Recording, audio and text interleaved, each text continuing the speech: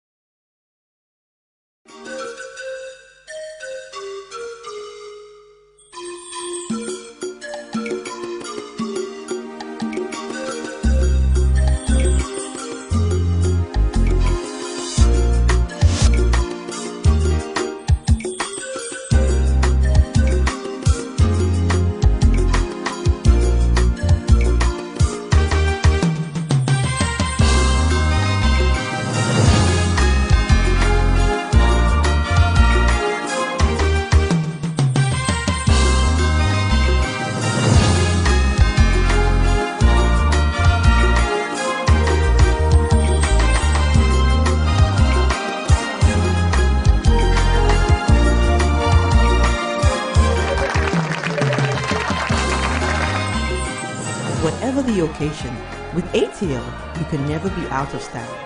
ATL, bringing fabric to life. Introducing Nestle Milo All-in-One Nutrimix. The goodness of malt, milk and cocoa in Milo, and even more milk. Just add to water and enjoy the perfect cup of winning energy. Milo! Milo! This advertisement has been vetted and approved by the...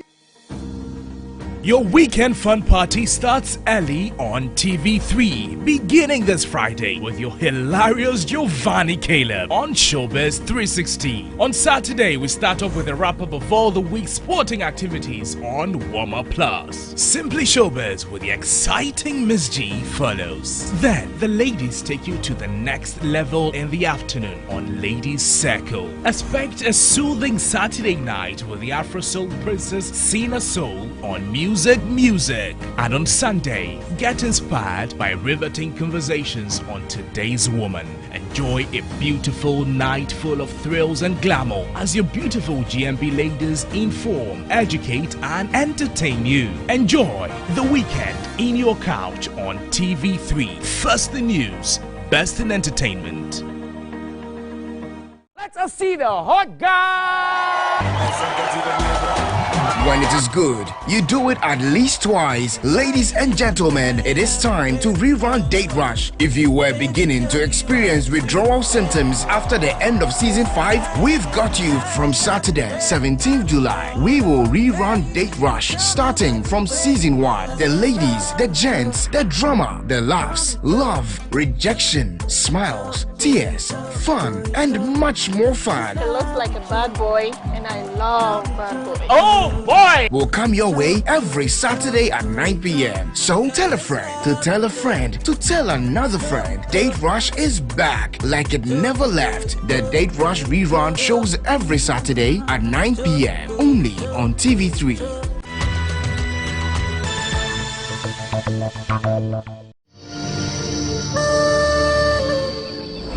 Music is a universal gift and its power to connect us is without question. This week on Ghana's Most Beautiful, the ladies will educate and entertain you to different melodies and tunes from their regions.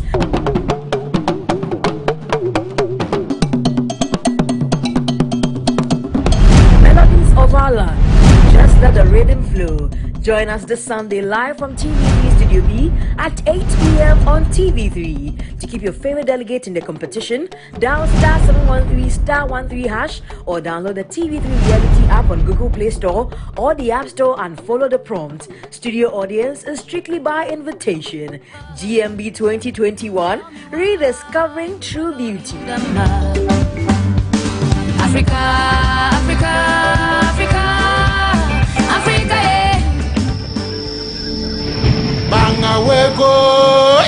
GMB 2021 shows Sundays at 8 p.m. and repeats Fridays at 3 p.m. and is sponsored by Lavon's Tomato Mix, Camel now from Kerex, Freedom from Casaprecon, GTP, Darling Lemon Drink, Airtel Tigo's Big Time Bundles, Lufat, Deluxe Acrylic Paint, Heaven Black Mosquito Spray and Coil, and Napa Mackerel, Geisha, Close Up, Ayo Insurance, Fan Milk Nutri-Day Yogurt, and supported by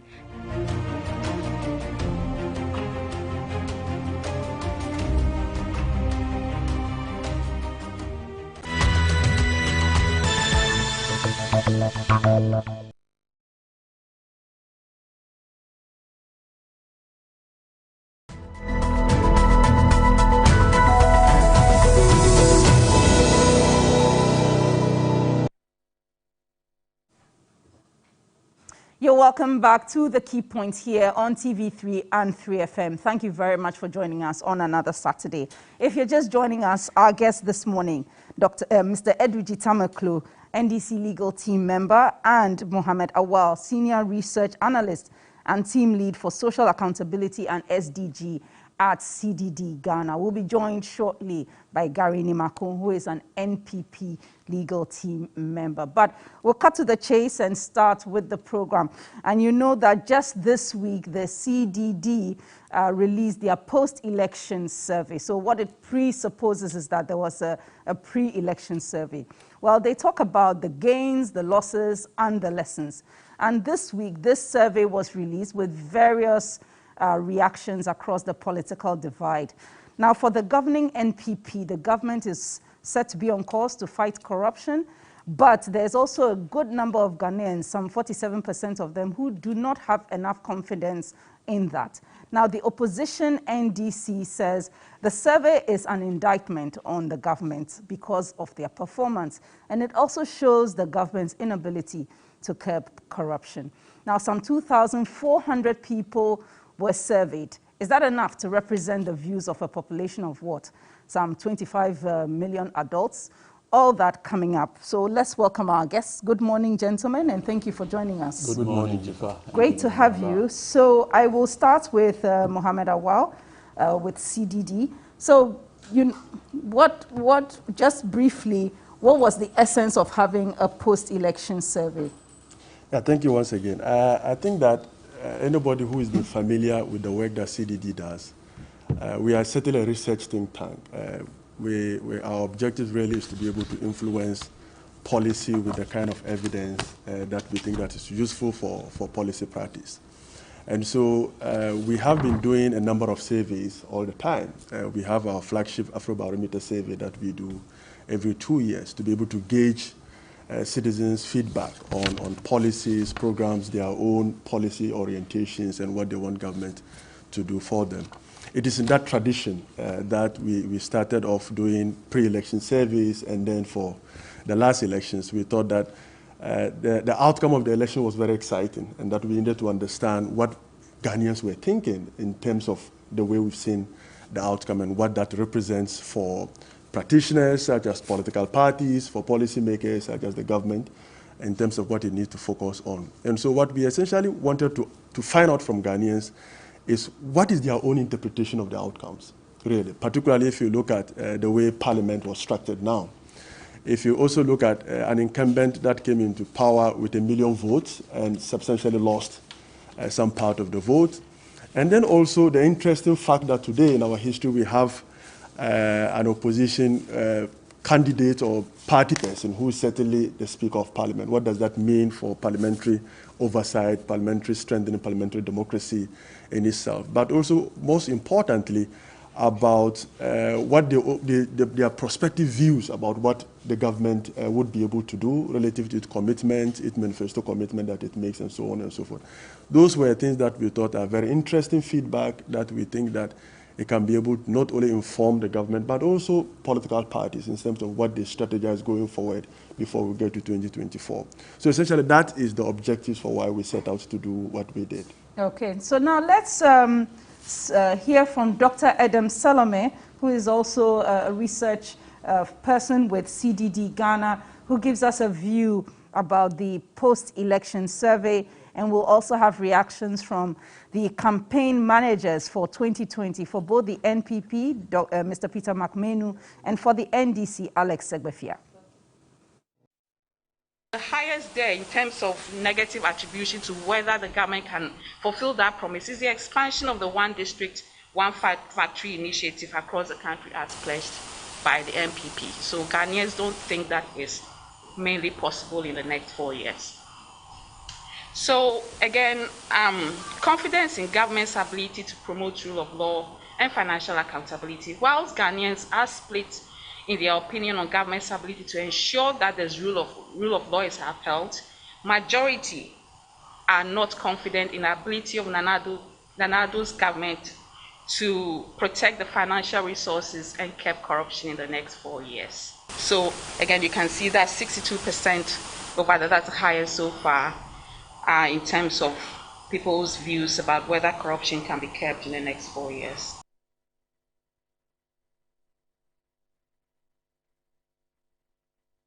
I'm surprised that the post-election survey results does not bring up the issue of COVID, which is devastating thousands of homes around the globe.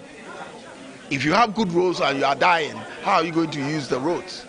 If you have good educational system and you are dying, and we all admit that COVID is killing people, killing businesses and others. So I'm not surprised at all. You see, if you look at the hula baloo people are talking about, and you look at the survey results, you will be amazed. I mean, look at what people are saying. It means that there's so much propaganda than the actual work that's going on. That's the way I see from the results. And we must look at actuals than propaganda. Country and what people are thinking. But like I said, we need to survey, get the actual document. We have to even look at previous documents with similar questions and see how Ghanaians were thinking perhaps 2 years ago, perhaps last year, and what they are saying now. Take into account what has happened in between. And it would even be interesting, I don't know whether they give it to us, but to know what the questions were. Because certain questions elicit certain answers. And so, but they have been doing it a while, so we like to trust the fact that these are the results. But can I commend CDD for what they've done? And we are waiting for the final report to come out, along with all the, if possible, some juxtaposing on the previous reports. Well, it doesn't surprise us. We've always said that, and I don't want to get, but we feel there's a culture of impunity when it comes to government officials. And the more that happens day in, day out, the more issues occur. When violence occurs during elections, people have behaved in a certain way, and no actions are taken, then how would Ghanaians feel confident that corruption will be dealt with? So I think that is, it goes without saying. And don't forget, things have happened even since, which were not captured in this survey. So to be interesting, I mean, that is one aspect of the survey which should not surprise. And that's Alex Segbefia there, ending that entire package about the CDD's post-election survey. Let me come to Eduji Tamaklo. So for you, what are the highlights of the post-election survey? Okay, so once again, good morning, and good morning to our viewers. We have, as a party, we have looked at the survey, we have looked at some of the data, in terms of priority, what Ghanaians want. We have looked, and if you look at it in terms of weight, significant weight is attached to the issue of unemployment. If you look, not recently, H.E. John Dramani Mahama raised the issue that we need to have a national conversation on the issue of unemployment, because unemployment is becoming the #1 national security threat to the Republic. It is also important to say that on the question of corruption, significant number of Ghanaians, in fact, majority of them, are of the opinion that Nana Addo Dankwa Akufo-Addo and the Bawumia administration do not have the manpower, the will to fight the canker, called corruption in this 3 years, 4 months left. That for us is consistent with our own findings. And we are thinking that the CDD report possibly may have even understated the extent of the pervasive and endemic corruption. We think that the number should be a bit higher. It should be nothing below 80% of our people. Because you see, now, like we said in our last press conference, corruption today has become like a beauty pageant, showcased by the Akufo-Addo Bawumia administration. That for us is the scorecard. And Jifa, maybe as the conversation proceeds further, we will demonstrate to Ghanaians why majority of our people rightly thinks that the Bawumia Akufo-Addo administration do not have the willpower to fight corruption. Look, the last time I told you on this show that if you read the Auditor General's report, if you take the global sum of irregularities, financial irregularities, everything put together, the Auditor General is putting the numbers around 12.8 billion Ghana cedis. That's in excess of $2 billion. That's the level of financial irregularity, procurement breaches, cash irregularity, all of those things put together. We are looking at the global sum of 12.8 billion Ghana cedis. Look at the cost of Agenda 111. It's a little over $1 billion. So what it means is that internally, if we put our house right, we have the capacity to even build the hospital without donor support. But come to think of it, we've just put a paltry $100 million from the Ghana Infrastructure Fund as seed money for these projects.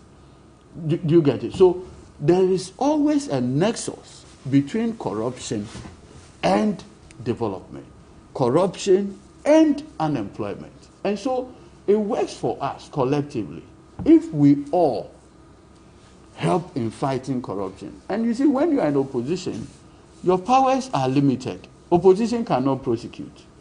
Opposition can only raise the critical issues.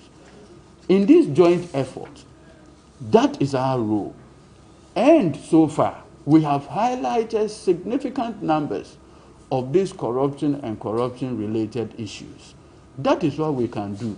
Thankfully, our members of parliament, that's the minority group, have done so well in highlighting and bringing to the public domain some of these issues that are coming up. I mean, recently, But for the minority, this issue about Sputnik will not have come out. That is the role that a minority is supposed to play, to hold government to the strictures of accountability, probity, and transparency. So that if you have a transaction that requires parliamentary approval and you bring it, members of parliament will now begin to ask questions. Why are you buying this vaccine, this, and not this? The only reason why a minister would want to do that without parliamentary approval is that he does not want that kind of transparency, accountability. So it engenders a certain national conversation.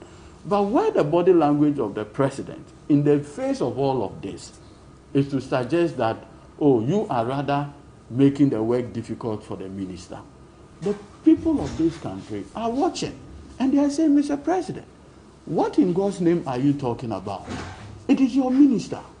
You are the head of family. You need to speak to your appointees that, look, Ajimamenu, this one, you have not done it well.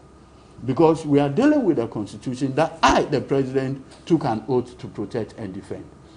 We are talking about the Procurement Act that I, the president, today have gotten people in prison for alleged breach of it. So if you have done so, I cannot be mocking Ghanaians or be making mockery of the situation. And this is what is reflecting in the CDD report. Because Ghanaians can see that the president's words are rhetorics and his body language is one of approval of wrongdoing. So these are the matters that we need to have conversation. And I'm happy that to a large extent the CDD report vindicates the position that we have taken on this matter. Now, Mr. Awal, the CDD survey sampled 2,400 Ghanaians. There are many who will criticize the numbers and say that you cannot use, in as much as there are techniques for collecting or targeting your sample, some will say that it cannot be fully representative of the majority of Ghanaians, adult Ghanaians who voted, somewhat 12 million of them and more. So what in their mind is a representative sample? That's one question you would ask, right? There is a science to how these things are done. And if you understand the science behind it, I don't think that you would have a difficulty understanding why a 2,400 sample is sufficient enough for a 30 million or so population to get their view. But I think that what is most important for me in evaluating our methodology is to look at the processes that we adopted to get to the 2,400 and to ask ourselves whether it is nationally representative. And so when you look at how we describe our methodology in our report, we certainly look at the national population dynamics itself and begin to apportion and ensure that we have representativeness across the regions and also the other demographics that we think that are important. And so, like we normally will explain this away, when you go to a hospital, for example, for a medical examination, it's just a small sample of your blood that is taken to understand what is wrong with you. It's not your entire blood. If they take so many, it just goes to waste, really. And that is the same principle that applies to survey. If you take so much, really, it won't give you anything than what you would get with a certain number as we have done. If you even strictly go by our own population and the methodology within the confidence level that we should even have 1,200, which will be sufficient enough for us to understand some of the issues that we are interested in. But for me, what is important for all of this conversation is for us to ask ourselves, how representative is the survey? Is it, when you look at the population distribution across our regions, do we have in our sample the same kinds of distributions? If you look at our rural-urban dynamics, do we have the same representativeness in there? If you look at other socio-economic demographics, educational level, employment level, and all that, does it mirror our national population? I think if it does so in a very significant way, I think that there is nothing wrong with that methodological process. Let's look at some of the issues raised and quite interesting. Yes, quickly, on this methodology, I have looked at it, and one of the things that I noticed is that the oldest person that was sampled is about 102. Yeah. So what it means is that people are taking interest in our national, issues I mean, if 102 and the person is still interested in a national conversation, that for me is great. Then it starts from 18, basically within the voting, bracket. So in terms of the demographics, it does appear that it covers almost all the age distribution. Yes. Below, that's certainly not the below 18 persons. And that for me is significant. And in terms of regional spread, it doesn't look like a certain region was given much. So I think looking at the population sizes, obviously Greater Accra, Ashanti, those regions got a certain percentage which was apart. In terms of weight, I think it's been a bit even, which is good in terms of the outcome. Like I stated earlier, we still believe that the 62% could be higher. And maybe that's a feedback. Either maybe the numbers, if it's increased, or whatever next time. Or maybe it's a sense of awareness also, which is of the but respondents. Overall, if you read the totality of the report, it means that everything that is happening, Ghanaians are watching. They are watching.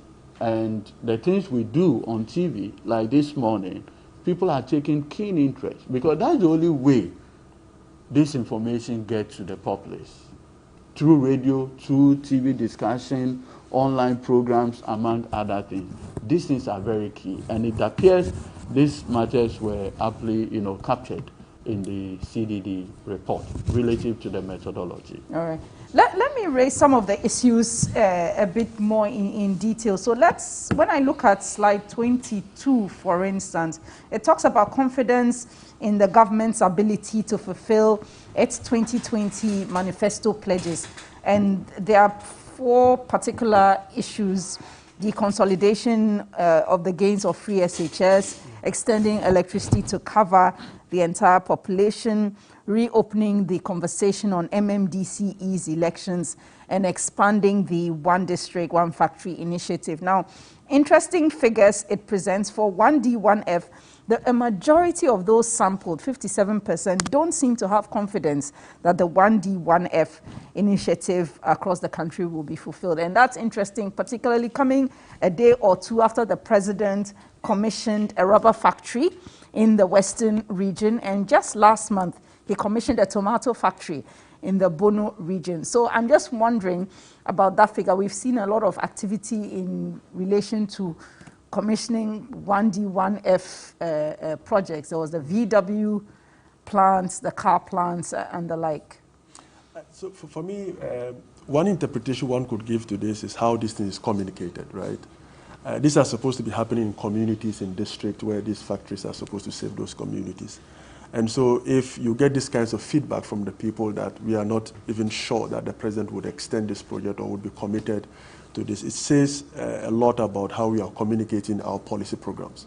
And I think that for me is the only message that it goes to government, that how you communicate these projects, how you communicate 1D, 1F. If you communicate a VWD plant, maybe it's not in my district in KJB. I may not be able to link it up to 1D, 1F. I may think that it's a private initiative, that something is coming up. But if it's done in my own community and it's communicated and other key stakeholders are involved, particularly our district assemblies, and that's where, for me, a lot of this policy initiative and their relationship with local authority or local structures that exist and how they communicate to the population is important. How we do that really would sort of get people to be aware, would sort of get people to participate in the process. And obviously, when you do these kinds of feedback exercises, you would get a lot more Ghanaians saying that, yes, we are aware, yes, we know about it. Of course, these businesses are supposed to create employment anyway, right? And people are saying, if you look at our own surveys, a lot of them are saying that, look, unemployment is big on our agenda. And if this is an instrument, a vehicle through which we can deal with an unemployment problem, and they are saying that, look, we are not seeing your commitment going forward, then I think that there is a communication issue that has to be dealt with in a manner that allows Ghanaians to see that this policy initiative, we are committed to it, and this is the ultimate outcome that we expect in terms of providing jobs for all of our youth in our communities. Edudzi, I know that the minority and the opposition generally have criticized government's delivery of 1D, 1F.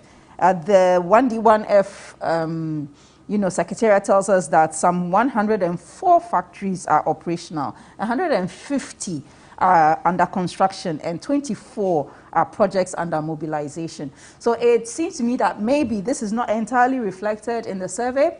Maybe the 57% who are not sure about delivering 1D, 1F, now that the president seems to be commissioning in the last 2 months, he's already commissioned 2. Maybe there's a lot ahead. Okay, so you see, first of all, policy credibility is key when you are dealing with an enlightened voting population. And so the 57% that say they do not appear to have confidence in government's ability to deliver on the 1D, 1F. It's also about the credibility of this government. You see, Jiva, when you communicate a manifesto promise as though you are coming to build the factory in the community for the people, and then with the benefit of power, what you're doing is basically repackaging existing company that the people have related with in those communities. But the project coordinators tell us that 111 are already existing. So they admit that they are already existing factories. No, but you see, the populace, when you were communicating the manifesto promise, remember that this is a 2016 manifesto promise. You didn't say that you are coming to repackage existing factories. The communication at that point was that you needed to industrialize.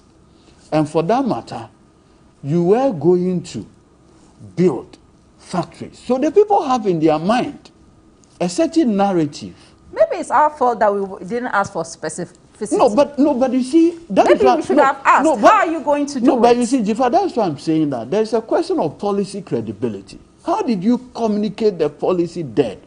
Because you see, the first time this 1D, 1F thing came was the then candidate, Nanado, had gone to Central Region.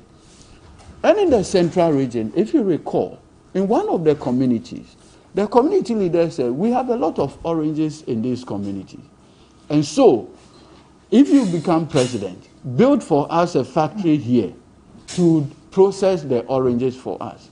That was when the campaign promised 1D, 1F came. You understand? Now, subsequently, with the benefit of power, people are seeing Kasaprekun rebranded as 1D, 1F. People are seeing existing Motokin factories rebranded as 1D, 1F. Once it happens that way, it creates one credibility issue for the policy.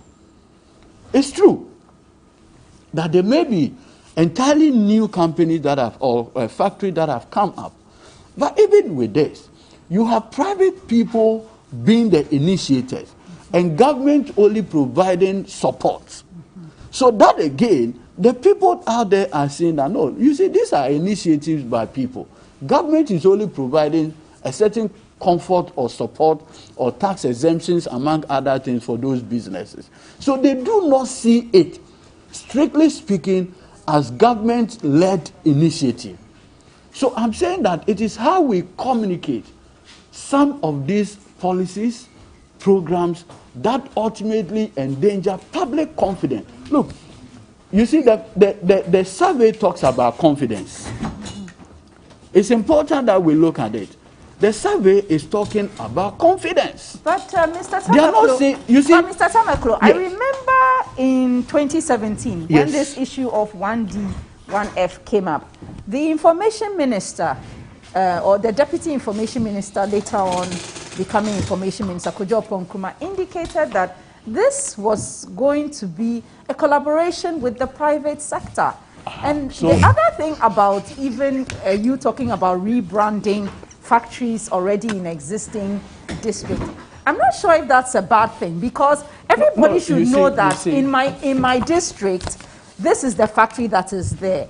As to whether it's a private initiative or a public or a government initiative, at least we should know that where I live, there's this, industrial activity ongoing, and the community can then benefit. You see, like in Sawam, you have Blue Skies. It's a private initiative, but at least the community there knows that there are outgrowers and all that. They can benefit as well. Jifa, Ghanaians know that from Nkrumah's time, government had always intervened in helping private initiatives, or in some cases, government itself has initiated some of these projects, because the cost required is huge that a private person does not have the capacity to do.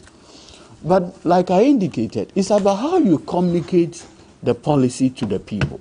Now, if you create the impression in the minds of the people that the problem is you are the one coming to do it, you are now coming to birth the thing, it creates a certain level of expectation. So now you get the benefit of power, and then you begin to, for instance, repackage the manifesto promise by watering down the expectations of people. Then you're going to have this kind of scorecard. I would have wished that right from the beginning, government was very clear that if you vote for us, companies that are struggling, we're going to provide support. For instance, and I'll say this, when we were in power, we saw that pharmaceutical companies had some challenges. So what did we do? We supported them. We supported a lot of pharmaceutical companies. But we never, for a minute, claimed that those factories were being birthed by the then NDC administration. No. So it's about how you package the policy, the sloganeering. People would, you see, time is such a vindicator that it comes back to the point where people will say, no, this is not what we expected. And it will reflect in some of these surveys. And like you were pointing out, just yesterday, the president started this thank you tour also in West. It's not a thank you tour. It is to connect with his with people in the regions. Okay, so let's say the president started connect with the people tour. And in this connecting with the people tour, you are giving it that name. Oh, okay. Oh, Gary, why are you looking at me? Yeah, I know when I was not here, we do propaganda, but I'm not here. So you are coming to check. That's fine. But you see, just yesterday, the president went cutting sword for some rubber. A rubber factory, a $2 million rubber factory in Dompim in Wasa East. Good. It's a private-led yes. with government support. Okay? The people can immediately relate because it's a localized thing. So they are living with that thing. They know who the promoters of the business are. So when you go communicating it as though it's a government-led project, don't have a problem with it. I am saying that let's speak the fact as it is. So and so person is doing this project, laudable. Government has decided to provide the entire 2 million support for this business at ABCD. The people will appreciate it. And when you do that, you don't need GBC to go and put, or TV3 to go and put the other thing there and broadcast to the people that this is 1D, 1F. They can relate. And like the survey talks about, confidence. Okay. I think you've made the point. Let's welcome Mr. Nimako to the studio. Gary, thanks for coming in. It's been quite a while. Thank you, Jifa. So we've been speaking a bit about the post-election survey. I mean, first, I'll allow you any quick preliminary comments you have on the post-election survey, then you can respond to good morning. 1D, 1F. Good morning to Jifa, and good morning to my fellow panelists. I know very well that Asha was not here. Tamaklo, in his usual style, will do a lot of propaganda. But now that I'm on the table, you will see that the discourse will be, the narrative will change. You see, CDD post-election survey. My initial comments are that every government, every political party, you take this information more or less as feedback. Now, I read a report that was, I think, yesterday, and I had a great difficulty with the report itself. One is the sample size. 20 2,400 Ghanaians, I believe. Yes, yes. And Tamaklo is sitting here. He will bear me out of all these matters. As I'm sitting here now, you will see the discourse will change. 2,400 Ghanaians do not represent majority of Ghanaians. We have, look at Ghanaians. How many, is it 80 million? If you want to talk about the total voters, you're talking about some, what, 13 million voters. Adult population is about 24 million. Million Ghanaians. Now, when you even dichotomize the total number of adult Ghanaians or total number of Ghanaians from the total number of people who can vote, you cannot use 2,400 Ghanaians as a sample size of majority of Ghanaians. And you see, if you look at the report really carefully, they keep saying majority of Ghanaians, majority of Ghanaians. It is the majority of those sampled. But the report was saying, majority of Ghanaians, that is your view. Sampled. Majority of Ghanaians sampled. You see, that is why I'm saying that. That's why I'm saying that. If you want to have an aggregation of a view of at least the mood of the nation, reasonably I was expecting that CDD will have increased the number. But Mr. Nimako, I'm sure you are very experienced and you know that researchers usually have a way of identifying how they do the sample. You even look at the regional population and all that. It's not unusual. The figure they've put out is not unusual. The figure they put there is all representative of majority of Ghanaians. Because they cannot survey 24 million Ghanaians. Yes, that is correct. But at least, if you want to look at Tamaklo, send me the thing, the paper itself. You see, if you want to look carefully at the mood of the nation, I have a copy here. Okay, so there's a copy. Yes, give it to me. If you can help. What people really, you see, that's what I'm saying, that my initial comments are that every research that is done the methodology should be seen as a feedback to government and political parties. Okay. I will not encourage any political party to discount research work. The reason being that people have gone to the ground, they've gone to the field, they've met people, they've discussed things with them, they want to find out their views on how governance structure is being handled in the country. So you don't discount it.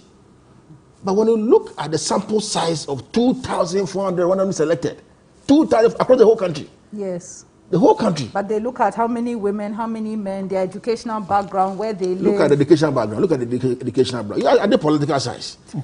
You see, my professors who are sitting there in the Legon who are watching us on this morning, they will realize that at least I've not thrown my political size away.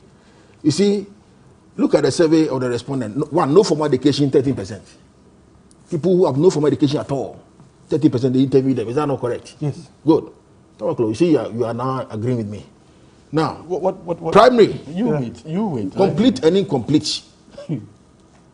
Primary education. They said 13%. They interviewed them. Junior high school, complete and incomplete, 29%. Vocational and apprenticeship, 5%. If I listen to me, senior high school, now polytechnic, 6%. University, 11%. Why? But don't Why? you? But don't you know? So are you telling us? Are you telling us that Gary? Even one at a time. So I'll let Mr. Awal come in. Let me just ask Gary a number of questions. No, you are not the moderator. The moderator is here. Maybe I'm trying to explain. You can raise your issues. You cannot ask me questions. Okay, sorry. So maybe let you see, I am seeking to question the modality with which this was done. You see, what Gary is basically doing is what we are trained as lawyers to do. Whereupon you want to discredit the basis of the sample, so that once you have finished discrediting the sample size, every other thing falls. That's basically what Tamaklo is a very good lawyer. But Mr. Nimako, he's a very good lawyer. That is the basis of what he's a very good lawyer. No, that is all that he's running away from the report. Okay, but Mr. Nimako, in a very clever way. When it comes to tertiary education, really, if you look at our population, that's what I'm saying. Look at the representation. We only have about 25% of people achieving tertiary education. No, but you see, Jifa, there's something. So if you add that to the polytechnic figure, you will see that it's the same. Because polytechnic education is considered tertiary. Jifa. So also is vocational and technical education. So I'm not sure if they are. That's why I wanted to ask the question about national representatives. There's even an issue that we need to find out. We need between myself and Gary. Not to derogate, not to derogate from what I'm saying. Yes. The point I am making, and let me make the point again. I am saying that no political party, no government should discount or discard research work. But you've ended up destroying them. But I'm saying that the foundation of the research work, the foundation of the research work should be credible. Okay, what's a good figure? What's a good figure for you? A good sample size? And on what basis do you arrive at that? What would have been representative? Yes. At least it should have been half of people who have the right to vote in the country. Which is what? Which is 3 million people. At least half. Wow. I'm yet to see any research that does. Is there anywhere in the world, globally, that surveys, major surveys, whether it is the Pew Center survey, whether it is even Afrobarometer, whether it is other major surveys, even in American democracy? How did they end up sampling these 2,400 people? They just go to the community and then they just call one area and then just say, come, you come. No, research is not done in that way. You see. But anyway, but beyond that. But okay, so you are not satisfied with the sample size. I am not satisfied with the sample size. But nonetheless, the issues raised seem to be in sync with the kind of national conversations that people are having. You and I know that. It is very easy. It's very easy to listen to radio discourse, television discourse, newspaper discourse, sit in the comfort of your room and begin to say that you are making research. No, sir. I'm telling you, it's very easy. Because you see, with what I am seeing here, anybody at all could have just sat in the comfort of his own office or his own room or whatever and then produce a report of this nature. Mr. Gary, I think Mr. Gary, Mr. Gary, I take exception to this. Well, that's my view. But I take exception to that. I take exception to that. Mr. Nimaku, CDD has done this for 20 years. That is a view. Look, you cannot see. You see, Malene Senior here, Gary, knows that even when you do, for instance, a murder trial, and a doctor comes with a report, the doctor is not saying that I have fully examined the entire body of the individual. Okay? The doctor is just simply saying that, okay, I took a blood sample, just a small, sample of the person's blood. But the blood that I've taken, that small blood, represents at least what is going on within the body of the individual. So on this basis, I have come to the conclusion that the cause of death is A, B, C, D. It may not discount that the person might have other problems within his body. And so what we do, and he agrees here, is that even in political polling, you cannot get the entire voter population ahead of the election itself. But what you do is that you take a representative sample and then you do projections based on it. Look, where he is now, before the last election and all other elections, he cannot say NPP will not do an opinion poll. You do internal polling. It is not the case that you are going to consult the entire 30 million voting public. No. The only reason why Malene Senior has taken this posture is that this particular CDD report indicts government in several material respects. And so the best thing is to discredit the report. But you see, he starts by saying that, one, it is a good feedback, and now proceeds to now discredit it. You cannot approbate and reprobate.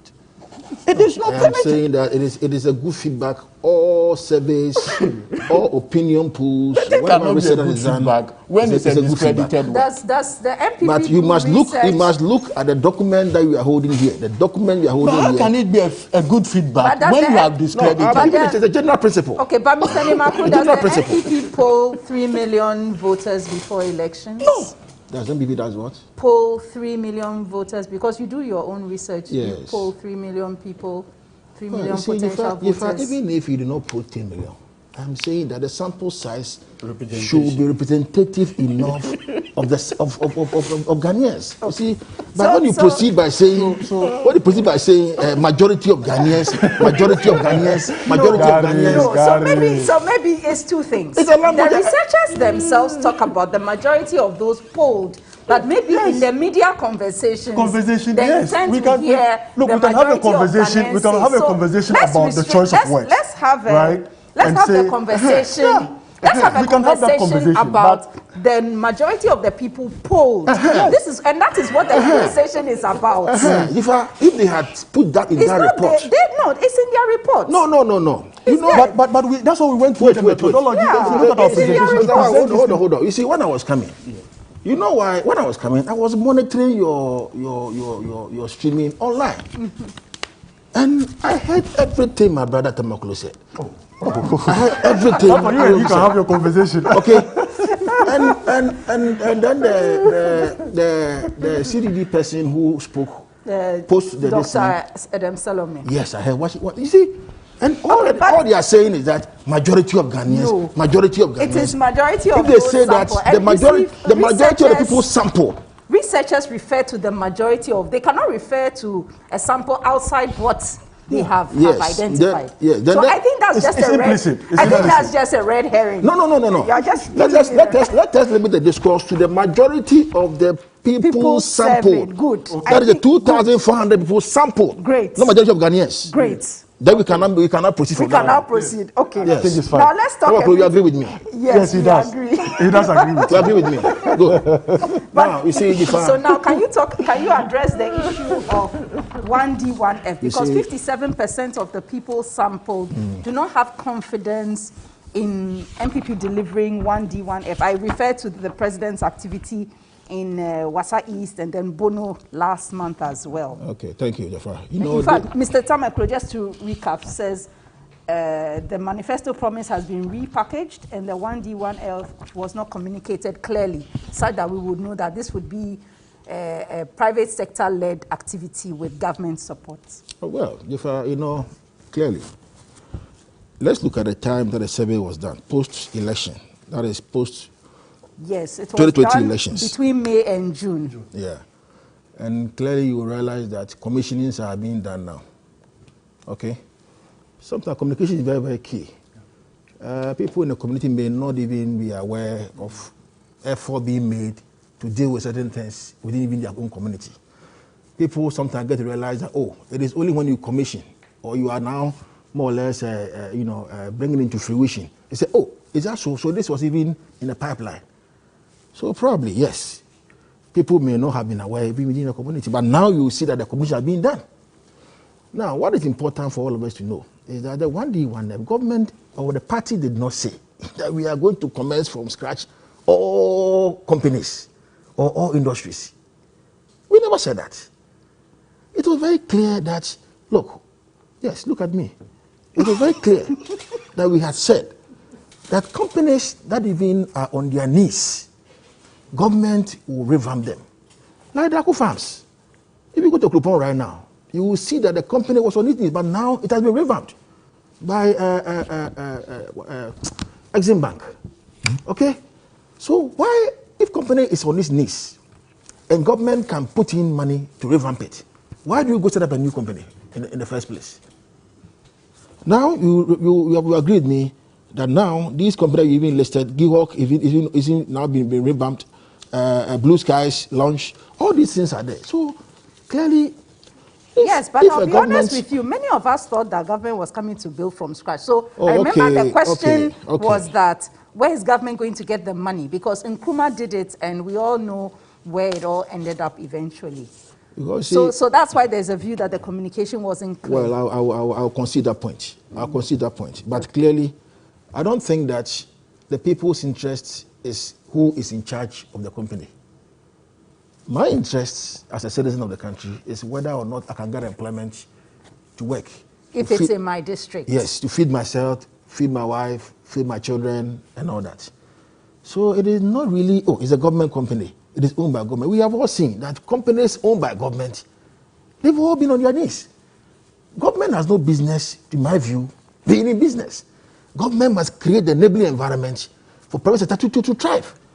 So clearly, if government is partnering private sector to revamp all these companies to the benefit of the people in the community, so that at least you can even halt rural urban migration.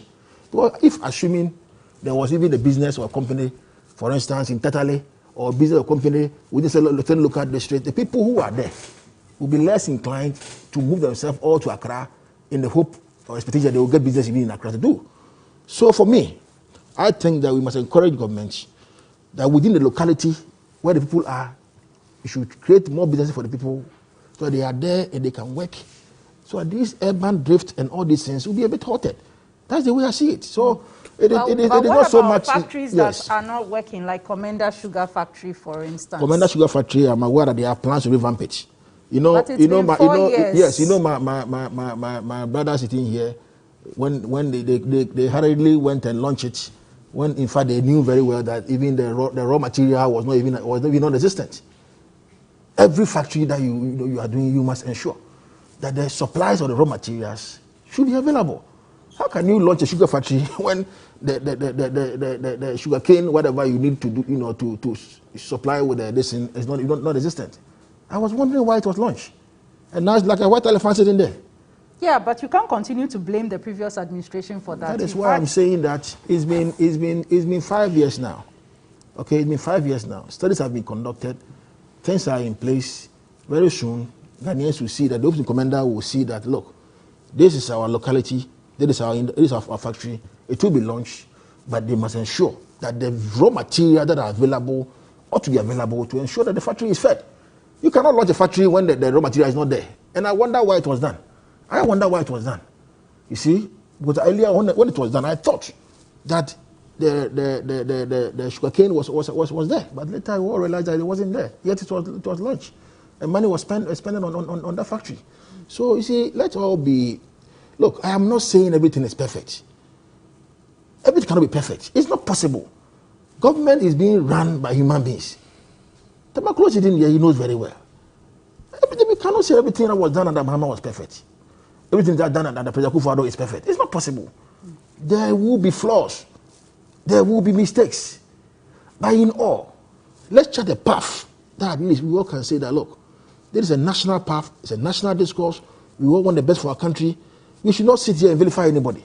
That because it was done under this administration and it was wrong, we too come and do the wrong thing. No.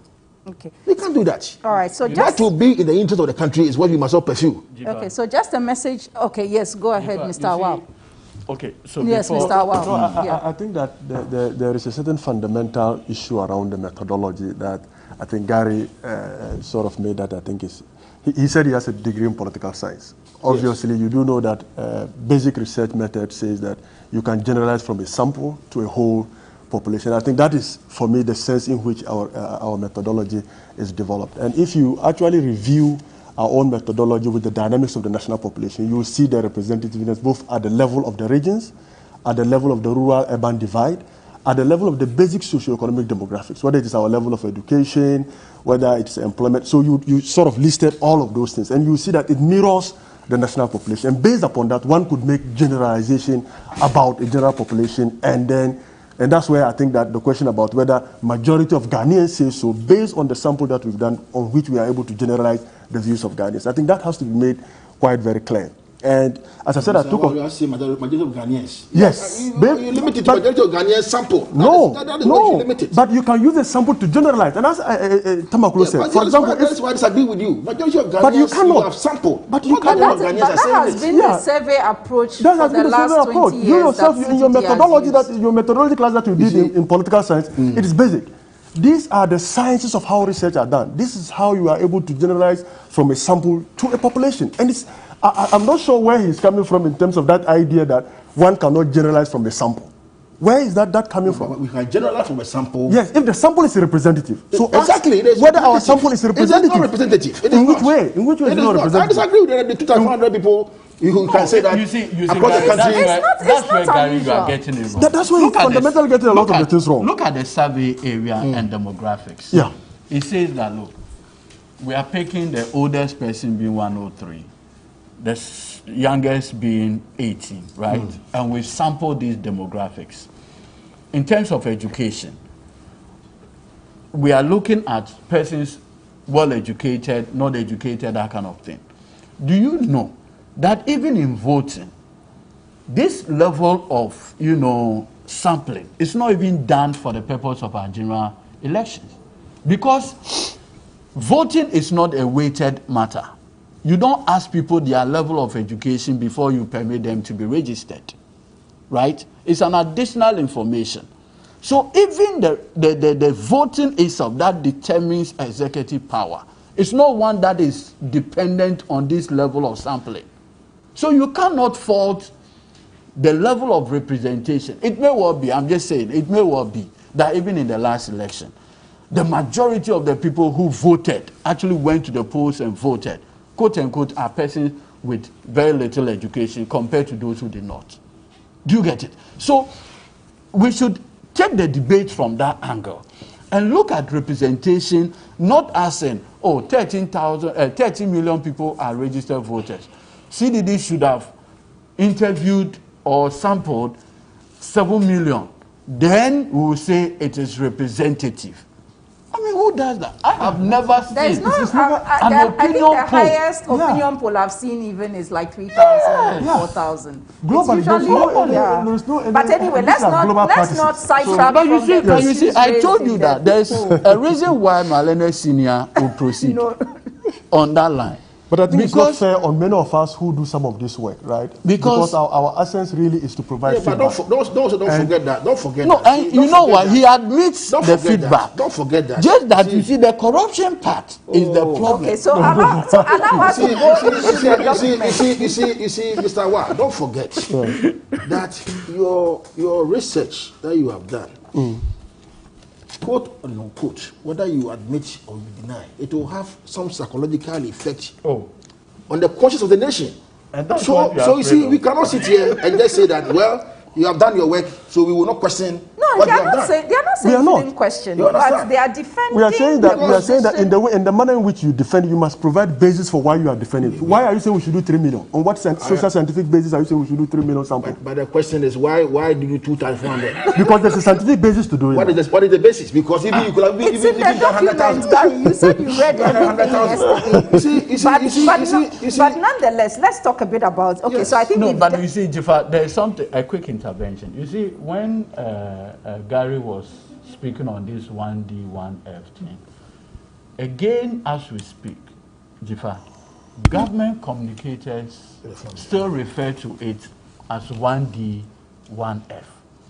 So in the minds of the voting populace, it's a government initiative. You are telling them that it's a government initiative. So, but Edudi, I don't think there's anything wrong with... No, see, I have always maintained... The fact that the government says 1D, 1F doesn't mean they must build factories. No, I am not even saying that. You decided to do that. Because you see, all governments, one way or the other, have supported private initiatives to create jobs. Because we still believe that the private sector is the engine of growth.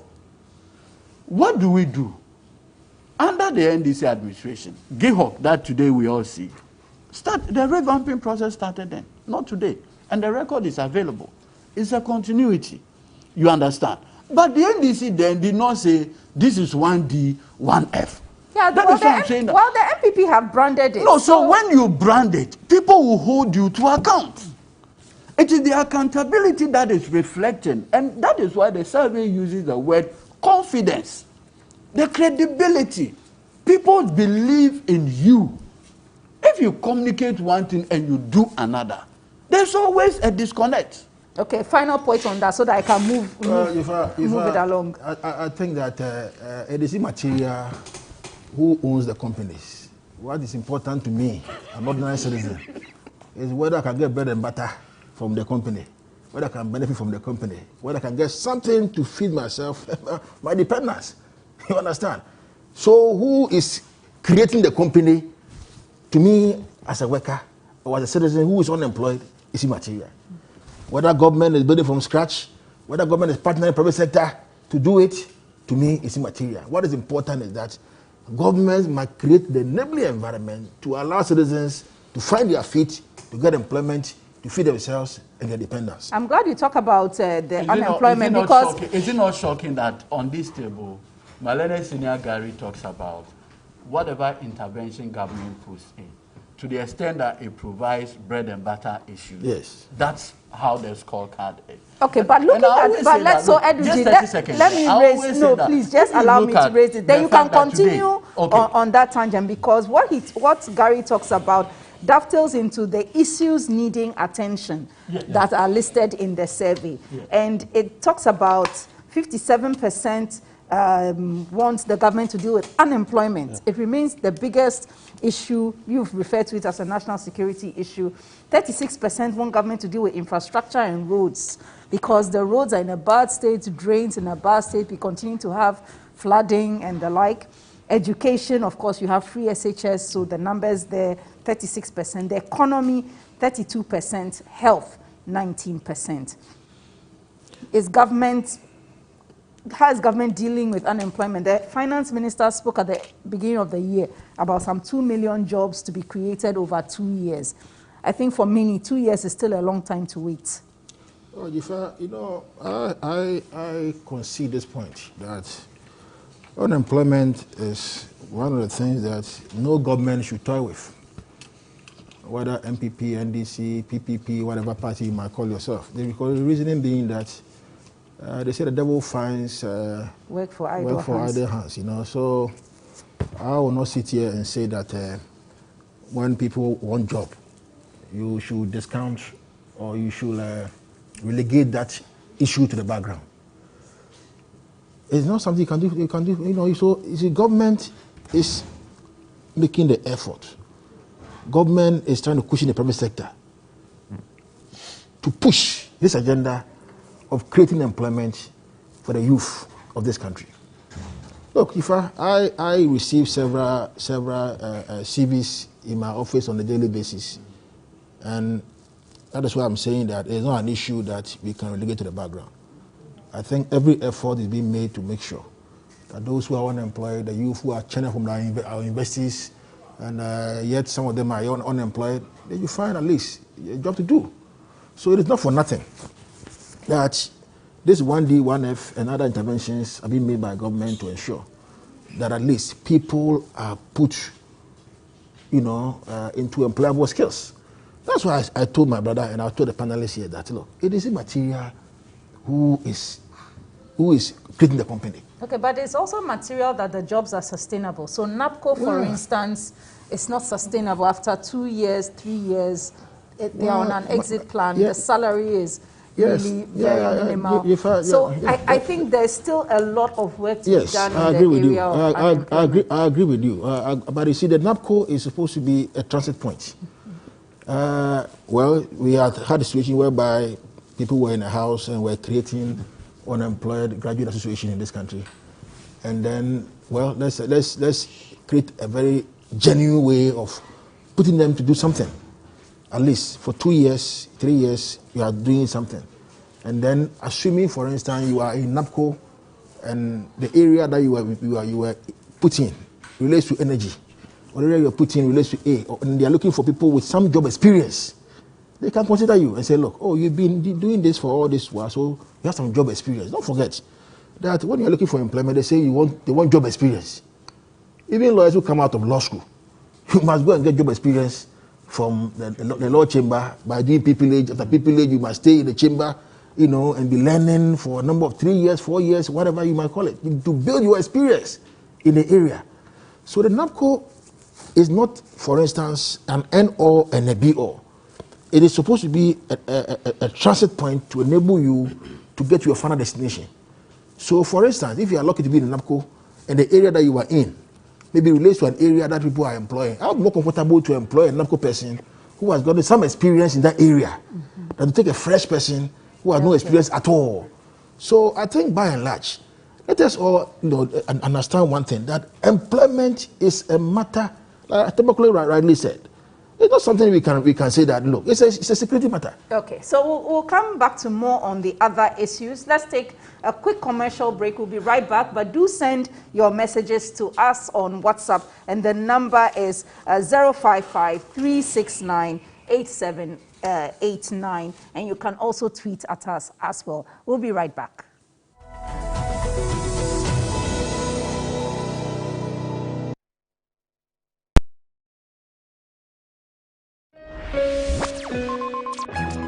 This is the Big Five. Jeanette Services presents Women in Worship. Themed The Grace Experience, featuring the VGMA Artist of the Year, Diana Hamilton, the incredible Mercy Chinwell, and the amazing Judy K from Nigeria. With support from Florence Obinim and Celestine Donkor, Daughters of Glorious Jesus, and Obapa Christie. Date Sunday, September 19th. Venue UPSA Auditorium, Medina. Gates open at 4 p.m. Tickets are selling for 70 Ghana Cedis single and 120 Ghana Cedis double at Airport Shell, Bachelor Total, UPSA, or purchase via www.myticketghana.com. For VIP family packages or ticket reservations, call 0248-810-396. Women in Worship is proudly brought to you by Fortune Rice and Onga, and supported by Fritol Oil, Electroland Ghana, Fan Milk, Unilever, Ophelia Crossland, Velma Accessories, ABS Collection, ATL Fabrics, Better Malt, Awake Purified Drinking Water, and Econad Entertainment. Media partners, Media General. Women in Worship. Daughter, you still have a voice.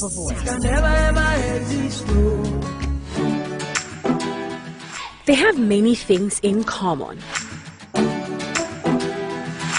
Their taste for what's trending, eagerness to spill the news, excitement to share a new recipe, readiness to commit, willingness to book that event. Ultimately, the vibe to make your imaginations go wild. The Ladies Circle. Every Saturday, 6 p.m. on TV3. Brought to you by Yaz Sanitary Pad, Vodafone, GTP, still timeless. Woodin. You like to?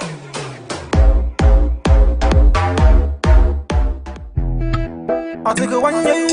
My God, time we are the hustle, now massa where you there. So we happen now each and every day. Every day I be you one can chop. You want to buy you no one chop. Oh, pesa ube brani ya upe ane se ube di. Chomiaro go, chomiaro go. Wani wapi? Chomiaro go, chomiaro go. True vibe. Chomiaro go, chomiaro go. Chomiaro go. I've been a boy with a drape, it's a killer feeling vibe, no. Most of me flow with a tap, no. The money we got thrown on your job, no. I take a link up, me feel a gab, no. Chale ya nyamana, me a lumba. And I do ya jina mu a blumba. Joe, let me a Monday, swangala way, me le bank fell luna. You like to?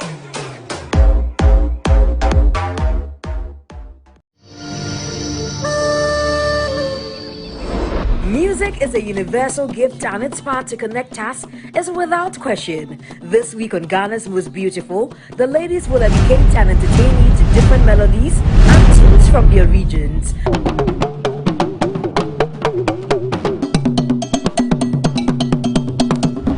Melodies of our land, just let the rhythm flow.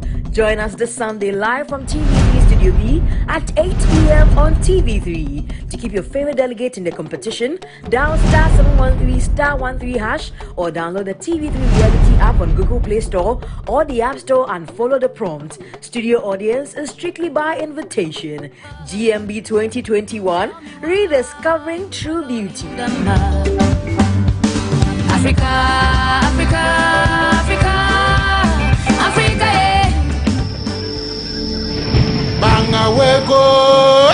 GMB 2021 shows Sundays at 8 p.m. and repeats Fridays at 3 p.m. and is sponsored by Lavon's Tomato Mix, Camel, now from Kerex, Freedom from Casaprecum, GTP, Darling Lemon Drink, Airtel Tigo's big time bundles, Lufat, Deluxy acrylic paint, Heaven Black mosquito spray and coil, and Napa mackerel. Geisha, Close Up, Ayo Insurance, Fan Milk Nutri Day Yogurt, and supported by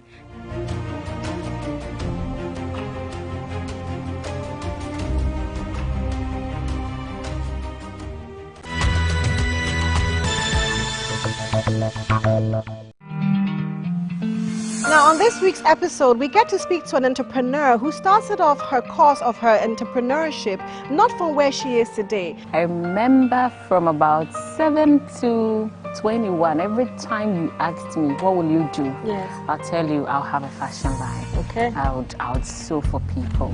And also, some of the stumbling blocks that she had to overcome. Sometimes, just because you're a woman, yes, people think that they cannot trust you to go through to the end. And aside that, some of the lessons that she can also impart to us. Don't miss this episode right here on TV3.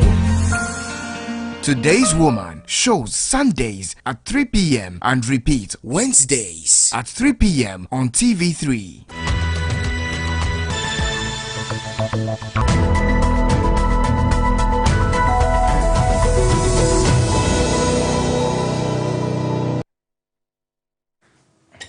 You're welcome back to the key points here on TV3 and 3FM. And let me read some messages that some of you have been tweeting at me. Some of them very, very interesting messages. This one from Prince Henry in Koforidua says, as we speak, the people of New Jabin South and North don't have 1D, 1F after President Akufo-Addo's led NPP government have been in power for 5 years. Let's not forget that the promise was every district will have 1D, 1F in the first 4 years of the NPP government. This other message says, the reality is that we fell prey to the promises of the NPP, not because we were unintelligent, but because we were too hopeful. Today, if you should question yesterday's deceptive ways, you will spend 4 more unnecessary years admitting the reality. And that was your message as well. I didn't identify you. Let me just quickly do that. That's from Kofi Amwa. Thank you very much for your message. And I have a question for the CDD man, and this one is from Basil, and he asked, Mr. Awal, why is it that the CDD post-election survey didn't ask people whether they felt the elections were rigged? Because there were some who claimed that was the case. So I'll start from you, Mr. Awal, on that question. No, I think we didn't ask that specific question, whether they thought the elections were rigged. But we did ask a question that seems to suggest that why do you think that the MPP candidate lost or the president lost so in terms of his vote margin? And the question about whether electoral malpractices may account for that, and I think the numbers were quite very negligible. Yeah. From our findings. Okay, so on that point, I'll come to Gary. If I would say the elections was rigged. No, so that is a questioner. This election, my brother Tamaklo is sitting here. No, Mr. Tamaklo didn't say. It's a questioner, Gary. It's a questioner. So the questioner is asking the researchers why they didn't put that to people, because sometimes there's a view that some of the questions may be also put together in an attempt to favor or favor a particular group, and that's why the person is asking. But let me, but that issue about the question about why the president lost a number of votes is in slide 15 and slide 16.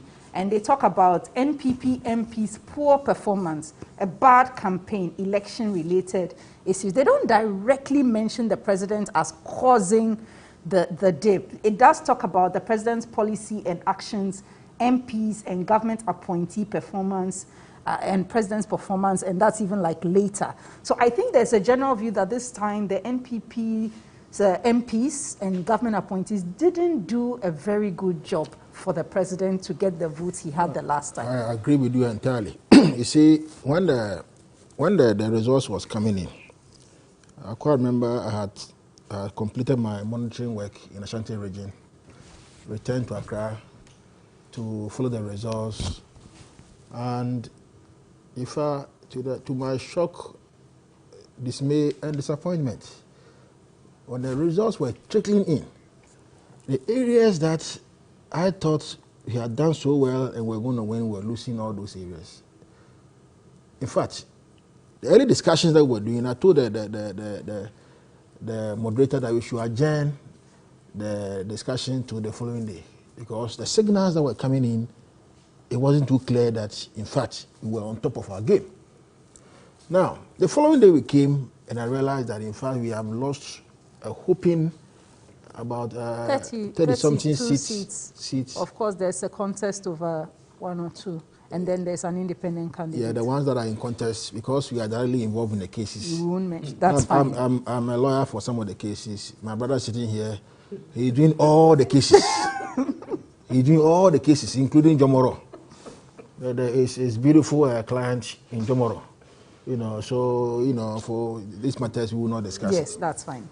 You know, but I think that we, even as a political party, we've conducted a work to be done to find out why our MPs did not do so well for us to lose those seats. We are working on it. But you know, the president did very well in areas that even the MP lost. The president won. So what was accounting for it? So there's a question about who was chosen as member of parliament. I know the party has said that, and I think I did speak to John Boydu some 3 weeks ago, and the party did say that they did a fair contest, but there's a view that some people were, you know, muscled in to win, and that is what eventually caused. So they may have been popular among the delegates in that area, but they were not popular in the constituency. Hence, they didn't do well. But the president did well. Well, that could be, you know, a factor. And you know, this is a very difficult topic for me, because you see, there are some areas or some places that the people themselves think that we imposed candidates on them. Even though there was an election. Yes, they have that kind of perception. But you see, they had gone through internal party contests. The delegates have voted, and others lost, others won. But they were put in a general, you know, forum for elections, and they lost. Which simply means that maybe the general people believe that we don't want this person, but rather we want the person who rather lost in the primaries. These are all matters that I think that the party is considering and looking into it to guide us and our path going into election 2024. And I think that when we come out of you know, this process, it will guide us better. I mean, because being in parliament with 137 plus 1, it's not an easy thing. You don't have overwhelming majority. And even our attempt to secure injunction to halt one person from being sworn in was thwarted by my brothers on the other side. And that day you saw the scaffold in parliament. They almost turned parliament into a boxing ring. You know, so clearly, we do not think that. But I think by and large, I'm happy with the cooperation that we are seeing in parliament now.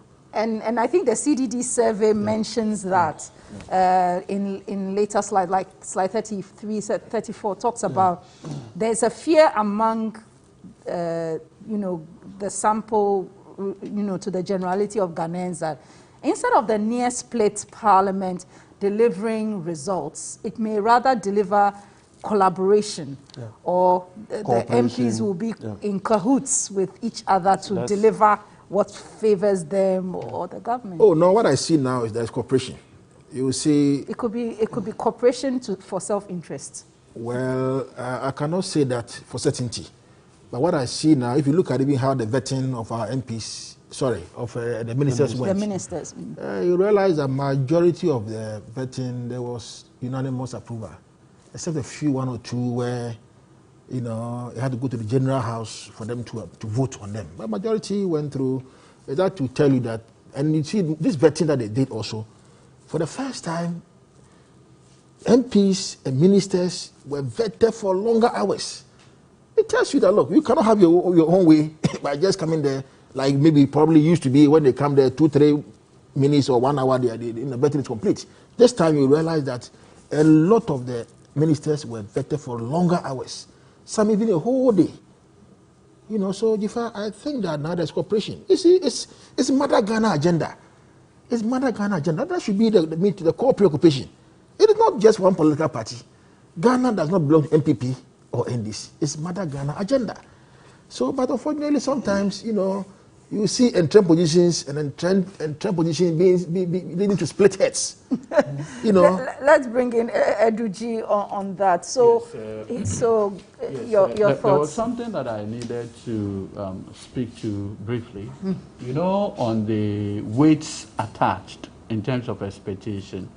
Majority of the MPP. No, before yes, on the government. You notice that there's a significant number that related the question of unemployment, and I make this point that you see, let us not for a minute deceive ourselves that we are doing something spectacular on the unemployment issue.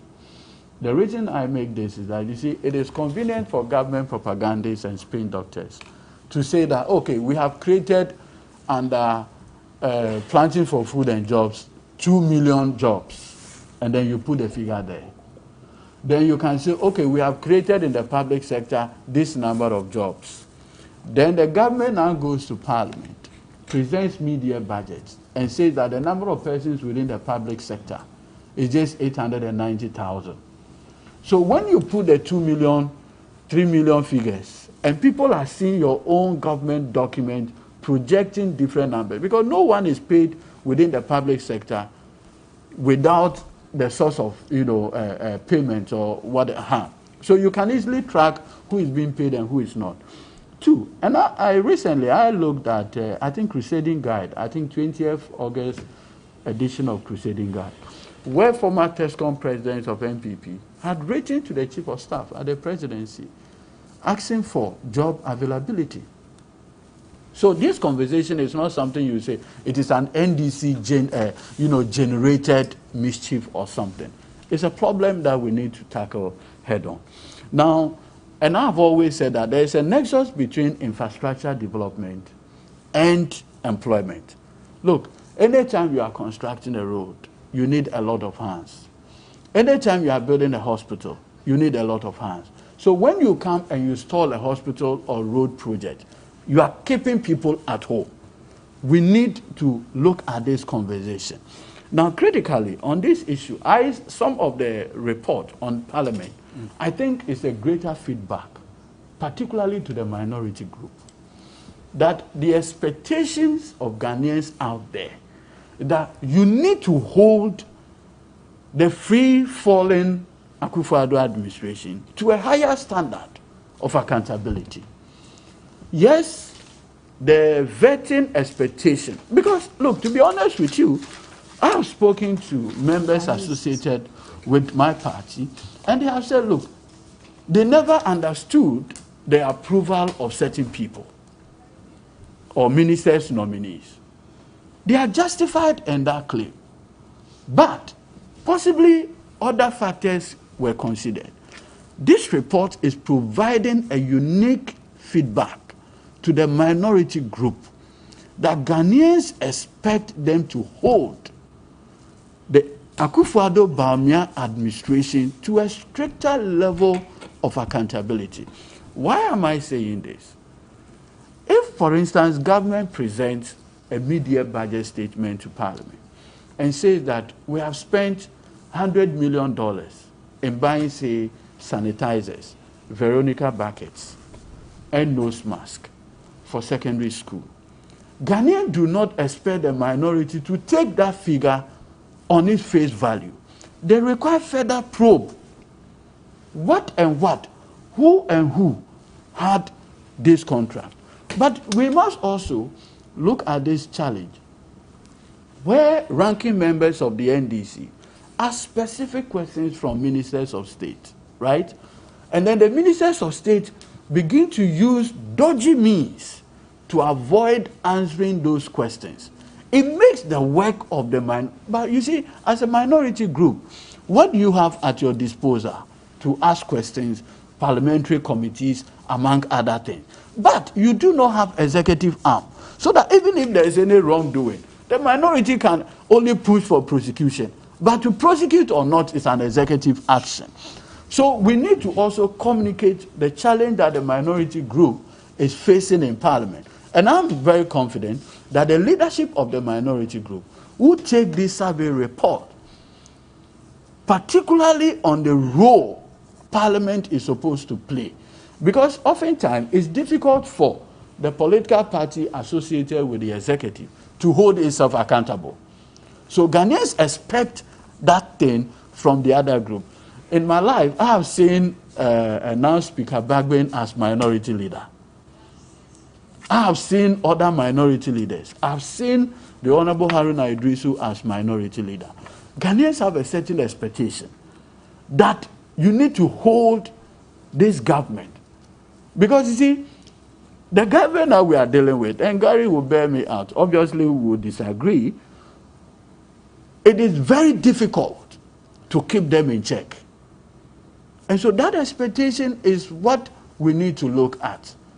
It's huge, but the minority group must look at it. You need to work out a certain level of public confidence in them. And when respondents talk about hung parliament, the expectation is not of the majority group. The expectation is actually the minority group, that you will hold this government to account. They are not interested in cooperation. They are interested in the fact that their one city is going to do one city project, and that their two city is not doing a one city job. That is their expectation.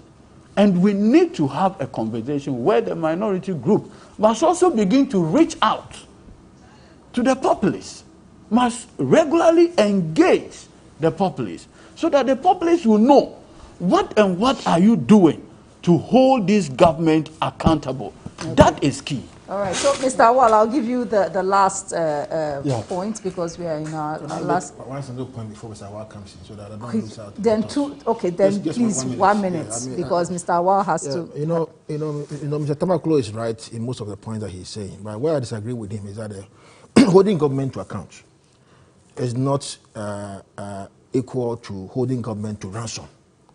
Cooperation, minority, majority is key to the One Ghana project. That's the point I want to make. Okay. Yes, Mr. Awal.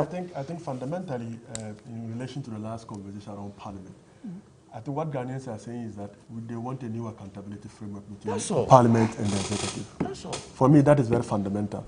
They put this structure so that we can have a new balance. And they are saying that for the political class, if you don't take this new structure seriously and balance the relationship that is in our benefit, we'll punish you at elections. So they ask, how do you punish erring politicians? They say, we'll vote against you. If we don't get the opportunity to vote, we'll demonstrate. We'll go on the street and demonstrate. If we don't get that opportunity, we'll exercise voice through radio. And so for me, it is very important for all sides, NDC, MPP, to know that in the next 4 years, you will go back to your constituency for another mandate.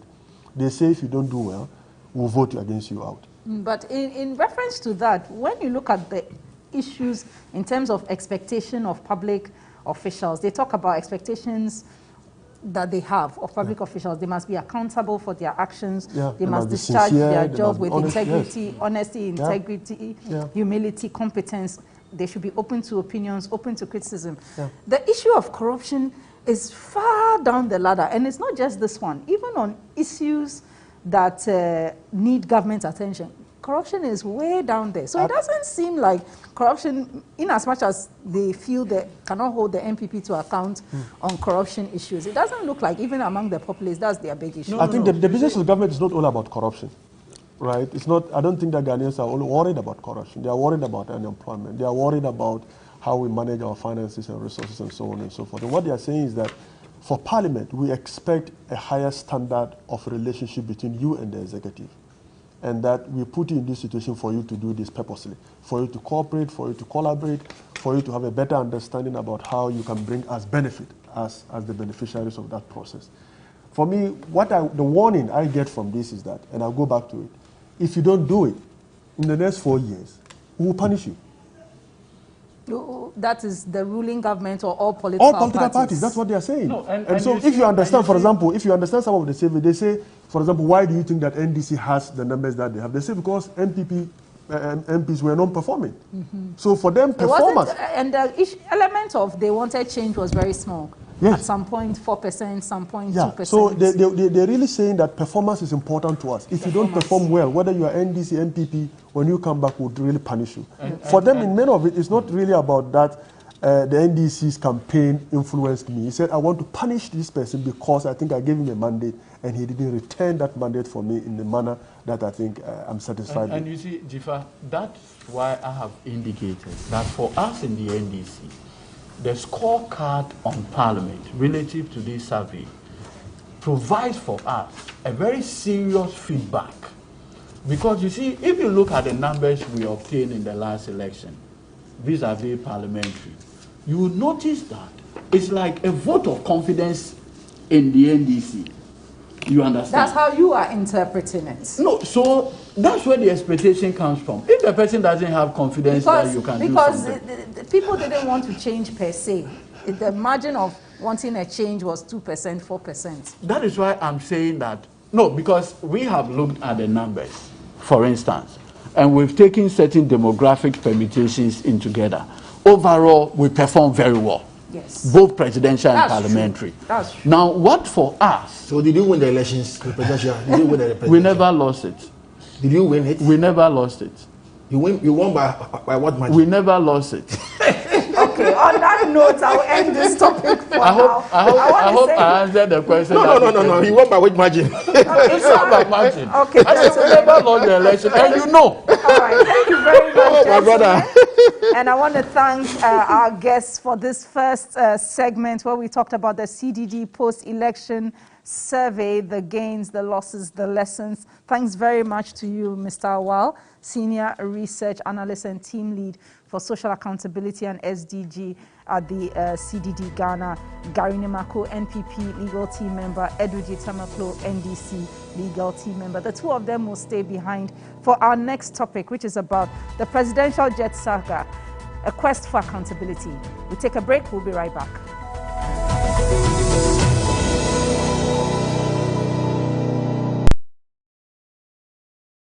Introducing Nestle Milo All-in-One Nutrimix. The goodness of malt, milk and cocoa in Milo, and even more milk. Just add to water and enjoy the perfect cup of winning energy. Milo! Milo! This advertisement has been vetted and approved by... This Saturday on Music.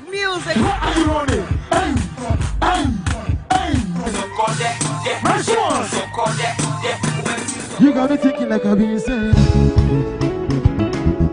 Every morning you give. A round of applause for Sina Soul. Mirror, mirror on the wall, I want to see your face. You're killing me, they're fitting me, oh my mind. Fitting me, oh my mind. All our friends who'll be drinking all the beers. Hey. Show jolly, jolly, jolly. Show jolly, oh jolly. Show jolly, oh jolly. Love you guys. Music shows every Saturday at 8 p.m. on TV3. Don't miss it. Let us see the hot guy. When it is good, you do it at least twice. Ladies and gentlemen, it is time to rerun Date Rush. If you were beginning to experience withdrawal symptoms after the end of season 5, we've got you from Saturday, 17th July. We will rerun Date Rush starting from season 1. The ladies, the gents, the drama, the laughs, love, rejection, smiles, tears, fun, and much more fun. He looks like a bad boy, and I love bad boys. Oh boy! Will come your way every Saturday at 9 p.m. So tell a friend to tell a friend to tell another friend. Date Rush is back like it never left. The Date Rush rerun shows every Saturday at 9 p.m. only on TV3.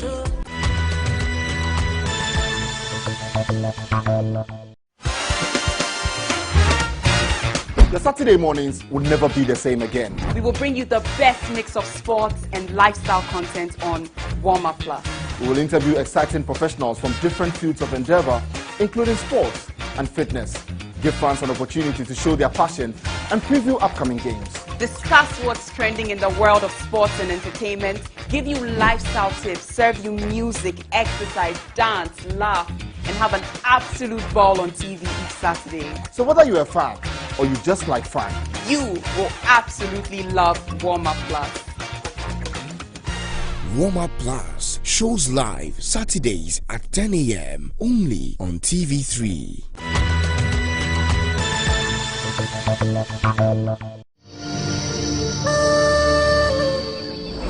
Music is a universal gift and its power to connect us is without question. This week on Ghana's Most Beautiful, the ladies will educate and entertain you to different melodies and tunes from their regions.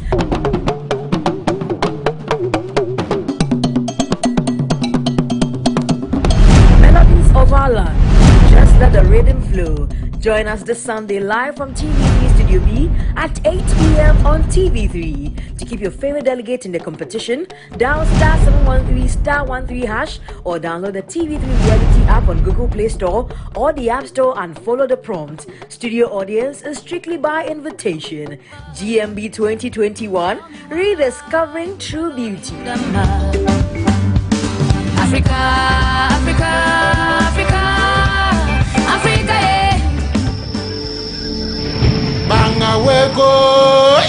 GMB 2021 shows Sundays at 8 p.m. and repeats Fridays at 3 p.m.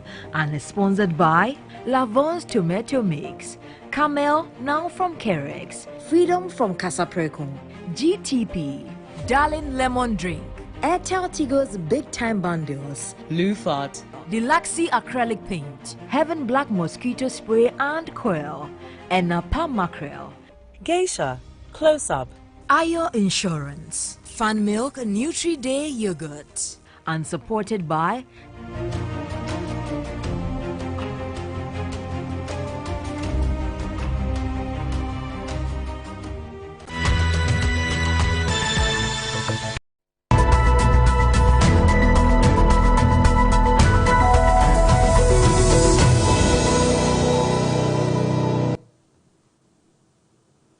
You're welcome back to The Key Points. You can join the conversation online. It's hashtag The Key Points on Twitter. You can also tweet at me. I've read some of your messages. You can send me some more at Beho Bampo. You can also send to our phone line, 055-369-8789. And our next topic for the morning, the presidential jet saga, a quest for accountability. Now, the presidential jet issue and cost on presidential travels debate has resurfaced this week, and that's because the ranking member on the Foreign Affairs Committee, Samuel Okudzeto-Ablakwa, who is also the MP for North Tone, is complaining and unhappy that President Akufo-Addo had another luxurious aircraft on his recent foreign trip to the UK and Germany. And this is after he had criticized a previous trip to Belgium, France, and South Africa, which also cost the taxpayer quite a hefty sum. That trip cost us some £345,000, according to Mr. Okudzeto-Ablakwa, and that's for the France, Belgium, and South Africa trip. And for this trip as well to the UK and Germany, we are learning about somewhat 3.46 million Ghana cedis. I'll get the pound equivalent. Well, we are still here with Mr. Edwiji Tamaklo, NDC legal team member, and Gary Nimako, NPP legal team member. We also have an aviation analyst for the show, Captain Michael Yaufoli, and he's joining us via Zoom. Thank you very much, Captain Foley, for joining us. You're welcome, Jifa. Great. Good morning. Good morning. So we just talked a bit about the CDD survey, and one of the things in the CDD survey in slide 21 is that Ghanaians expect changes in the management of some matters in this second term. And the presidential jet issue does not seem to demonstrate a certain change, particularly since this issue was raised 2 months ago. There was an urgent question. It was answered. It was justified. But later on, we were told that for national security reasons, some additional information could not be provided. How does one justify this kind of expenditure once again in these hard times in Ghana? Yes. Well, Jifa. Okay, sir. Yes, go ahead, sir. I'm sorry. You're addressing. Yes, it's okay. Go ahead, Captain Foley. Feel free to take it if you have some thoughts. No, I'll let my okay, colleagues. You let Mr. Nimaku start. Okay, yes, Mr. Nimaku. Well, when it comes to president trips to and fro the jurisdiction of the Republic of Ghana, my preoccupation is to look more of security of the president and his entourage. That's my first initial impression on that one. Because you see, the cost, yes. But what about security? Are we saying that if for some reason the aeroplane that the president and his entourage will use for the foreign trips have security challenges, they should still use it irrespective of the fact that maybe for some reason it cannot do that kind of trip. I'm aware that I think about a year and so ago, the president had to board a flight, commercial flight from, Washington or so to Ghana. Because this particular aircraft, I'm told, was the presidential jet. Yes, I'm told had some challenges. But that was long ago. You see, that is why I'm saying that we have to look at security of the aeroplane itself and look at all the other factors. Cost, yes, is important. You can discuss cost. But what about, so if tomorrow, may God forbid, we talk about cost, and for some reason the president is on a flight and something happens, the narrative will change. They will say, but then why didn't he use this one? Why did he stop? You know, when it comes to aviation matters, there are areas that I'm very, very careful about. Because you see, anytime I'm traveling out of the jurisdiction, I'm on the plane. You know what I question? When we are upborne in the air. So I say, so in case of any difficulty or problem with the aircraft, they come and tell you all the stories about using the whatever, life jacket. But I'm telling you, when there's a problem, you all die. Well, but safety records show that people died the least from air travel. Well, but it still does not derogate from the fact that air travel too has some challenges when it comes to, accidents. Okay, but I think the specific issue of contention is we have a presidential jet. Is certified to be the jet is certified to be in good condition, yet the president chooses to pack that for international travel. Or are we headed in a new direction? I do not think that we have all the national security information at our disposal in terms of this particular matter. I don't think so. Don't forget, the president does not move just like that. He moves based on direction, security considerations, and not every information is available to us at the public. It's not possible. It's not possible that every information about national security is made public to the citizenry. Even if you are even part of government, it's not everything that they will tell you. So there could be clear thought, clear direction why the president, based on security advice, probably was directed that, look, this is the path that we are taking. I'm not sure that if the president can just decide that he will ignore security advice and then do whatever he himself pleases. I don't think so. So let's be very careful and say about this particular topic and say that, well, we have a flight that is there, the cost of the trip is this, but you are using this one instead of using this one. What about the other narrative, the other consideration of the information that's not available to the public? But me and you, we don't know. And I don't think every information, Tomaklo is sitting here, he is very much aware that national security matters, even in court, are not made public. So these are matters that I don't think that we can really just look only at the cost alone. But let's even look at the cost. What about the benefits? Are we saying that the president travels, he doesn't bring anything to the country? And he just travels at bay and then comes back with nothing, empty hands? We are aware when the president travels, even the recent one to Germany, we are aware of the vaccine jab that has been given to us free of charge. You understand? So we should look at the cost, look at the benefits, security considerations, and put all other matters in perspective and then say that is it beneficial for the country to decide to go this path or otherwise. But I don't think that we can only look at the cost as a determining factor in making this judgment. I don't think so. Let me turn to Captain Foley now. So, Captain Foley, one of the concerns about the international trips are twofold. That the president needs to travel in a secure way. And then in the light of the COVID-19 pandemic, certainly international travel commercially is not as safe as it used to be. For the presidency, is it better to travel by private jet, luxurious aircraft at this cost? Well, Jifa, I will not go into the debate of the cost of the leases. I will go into two important matters. One, the safe traveling of our president on his foreign trips. Now, the cost aspect might have its a forum to be discussed in.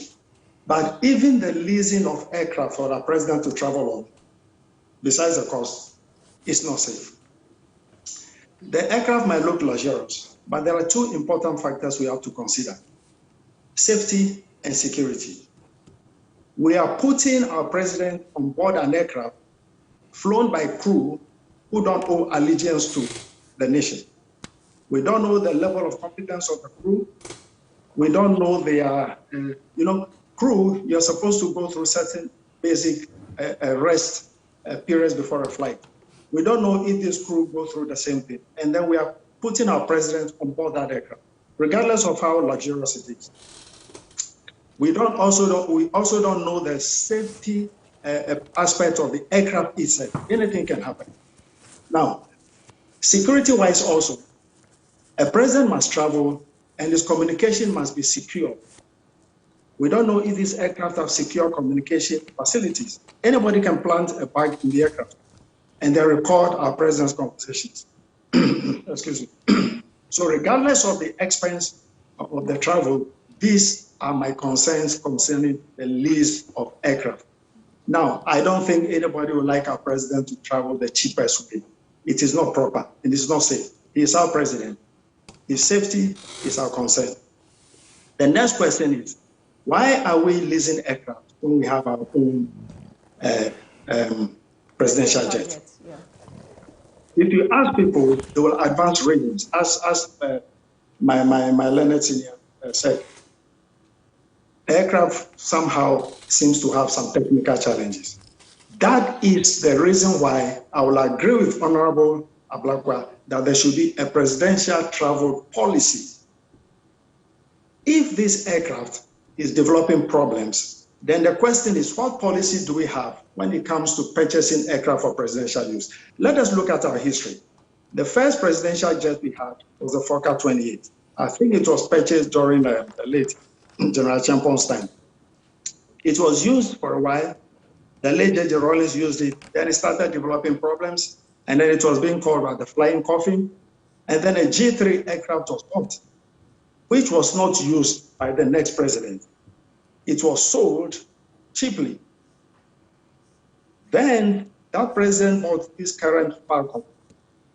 And that is the aircraft that is giving us problems now, allegedly. There are restrictions, there are limitations. Let's say so. So to have a presidential travel policy, we don't just look at the cost of leasing. I am against leasing of aircraft to put our president on. Let us address issues as, how do we buy presidential jets?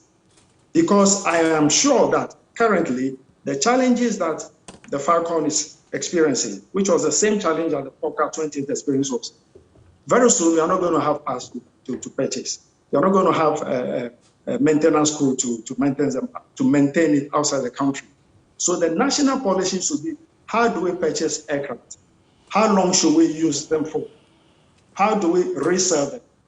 Now, let me give, and then also during purchase of aircraft, you remember a government official 1, government official 2 issue. So if we have a national policy, it will be clear-cut. We are not talking about restricting the current president's use of aircraft. We are talking about a policy that will bind every president. Let me use the American example. The current Air Force One, actually they have 2 aircraft for the use of the president. They were purchased in 1990, used by George Bush Sr. for some time, then Clinton for 8 years, then George Bush Jr., then Obama. A year before the end of Obama's term of office, he authorized a replacement aircraft. President Trump came in and said that was too expensive, about $4 billion or so. So he slashes down. In the course of this slashing down, the aircraft purchase was shifted from building a new aircraft to purchasing one that has been built for a Russian company that went bankrupt. Now, let's not go into those details. But they have a national policy when to buy an aircraft. A sitting president orders an aircraft which he knows will not be used by him. So it is good for the public purse, and it is good for even the officials involved in aircraft purchasing that we should have a policy that will be insulated. I think somewhere in, is it Chad or Mali or so, a high-ranking official is on trial right now concerning aircraft acquisition, presidential jet acquisition. These are some of the things that we should try to remove. Let's have a national policy for purchasing aircraft for the presidential use and how to replace them. Now, the question is, if this Falcon is having the challenges we are talking about, what do we do? Are we going to sell it and buy a new one? Or are we going to buy a second one, which will be bigger and have more room for entourage to travel on? And then we say, that, listen, let's use the Falcon for other government officials. Maybe the Speaker of Parliament, maybe the Vice President or other top officials. And then we dedicate the newer one to exclusive use of the president. These are matters that we should discuss. That's why I think we actually need a national policy. It will remove many of the arguments that have been going on over. Otherwise, Jifa, 8 years down the line, we'll come back to the same situation we are in now. And I'm glad you've mentioned that if we don't deal with this now, we'll come back to this conversation, because the presidential jet conversation has been one that has been ongoing throughout my entire career as a journalist since the 90s. Mr. Tamaklo. Yes. I know that the NDC is very critical of this, but I think a few considerations that even Captain Foley has raised, which didn't even come to my mind. Going on a plane with crew that may not owe allegiance to us, and so you can't be sure if they could be influenced to do anything negative. The other bit, of course, is that it does seem to make sense that you need a larger capacity aircraft in a time of COVID so that you avoid all the complications of international travel that could then put the president and his entourage at health risk. It's always good to listen to the experts, and listening to Captain Retired, I suppose, Foley on this matter is quite refreshing. He brings different perspective to the conversation. Now he says, and admirable so, that he will leave the cost conversation to us to deal with it. He didn't say that. He said he will leave the cost issue for another forum. And this is the forum. Another forum, not today's forum. Another forum. Foley, Foley said it very succinctly without missing words. He said another forum, not this particular forum. Okay. This forum, but security of the president, safety and security of the president, not cost. Now I can appreciate why my learned senior wants to gag me from proceeding on the we will talk about the costs. Yes, but I think that the fundamental issues, some fundamental issues about security. He's also raised the issue about safety, and that relative to this conversation, we should be looking at the fact that, look, if the president is traveling on a private jet handled by private individuals, whereupon we do not know the nature of their allegiance and who they owe their allegiance to, anything can happen. That's an interesting perspective to the conversation.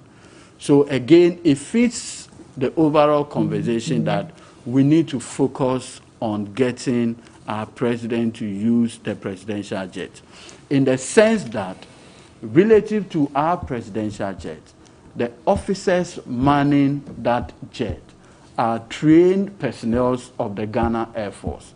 At least if not for anything, they have taken an oath of allegiance to the Republic of Ghana. So at least we are safe dealing with our own what shall I say? Our crew, our put own together. crew, because at least they are personnel who have an allegiance to this republic. Now, for the other people, their motivation is luxury and obviously profits. That is why they charge per hour. When our president uses our presidential jet, I'm not sure he pays any money to anybody. But so, at the end of the day, we still... no, I agree. Country, oh, no, there's a cost to it. Yes, but overall, it's minimized comparatively. Yeah. That's the point I'm making. Now, he also talks about the issue of the safety of the president. Safety in the sense that, look, you know what? If you have your own man handling it, there's a certain pride. And I've spoken to one senior Air Force person of that nature. And one of the things that he prides himself with is that, look, you know what? I have traveled a certain mileage with a presidential jet. And for him as an Air Force officer, it's like a badge of honor. And he's always, whenever you have a conversation with him, he will not hesitate in more or less letting you know that this is the number that he's done. It builds the confidence of our, air crew and what have you.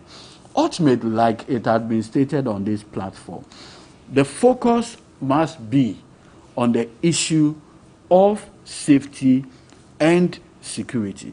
That reinforces the more reason why we need to be using the presidential jet purchase. I have listened to government officials say that the current presidential jet, the last time it developed faults and a whole lot of issues. I have a challenge with that conversation. And the reason why I have a challenge with that conversation is that any time that the president is using a private jet for some of these travels, okay, the presidential jet is not at the tarmac. It's also being used. For instance, while the president was in UK recently in one of the global whatever summit or so, the jet, the presidential jet was in France. This same presidential... Who was using the jet in France? Perfect question. Perfect question. Recently, when they claimed that this jet had a problem, the same president used the jet to the swearing-in of Yoweri Museveni, 6 hours to Uganda. So, your own way of communicating the security, the condition of the presidential is always mixed. Because in one breath, you are saying that the reason why he's unable to use the presidential jet is that, quote unquote, it's not in the best of condition. Maybe there are issues about long-haul travel. No, but I just told you that from here to London, has it reduced from 6 hours? Well, it's 6.5, 7. So you are able to do 6 hours to Uganda? Was that a direct flight? Yes, from here to Uganda, the president there was no transit. For the Yoweri Museveni swearing in. And the president was there with the presidential jet. Now, when he decided to go for the Global Education Summit in London, he decided to do that with a private jet. So, you cannot in one way say that the aircraft is not in condition. Good. When we bought this aircraft from the manufacturers, the French company, Dassault or whatever they call them, okay, at that time, in 2009, 2010, it's for almost 25 years, right? At that time, personnel of the Ghana Armed Forces were taken to the company office or the company site in France, where they went through all the training so that they can man it. From 2010 to date, out of 25 years, we are just doing barely 12 to something years of the use of this out of a lifespan of 25 years. So it's still a very good condition. In any case, at the same time that we ordered this aircraft, France had done the same thing from the same company. The French president is still using the jet they ordered. And then we are giving excuses for the exorbitant prices attached. And I'm happy that you said the issue of the cost will be its own conversation. Because you see, I want to dovetail my conversation into the cost so my learned senior can even come in. You see, this issue about the cost of the presidential jet, we are holding... not to, forgive me for interrupting you. Yes. But I think it was former President Kufuor who famously said, we know the value of everything. So I'm coming there. And Mr. Asariotre rehash it and put it out there. Perfect. But the point is, isn't it also true that we are overly critical of everything?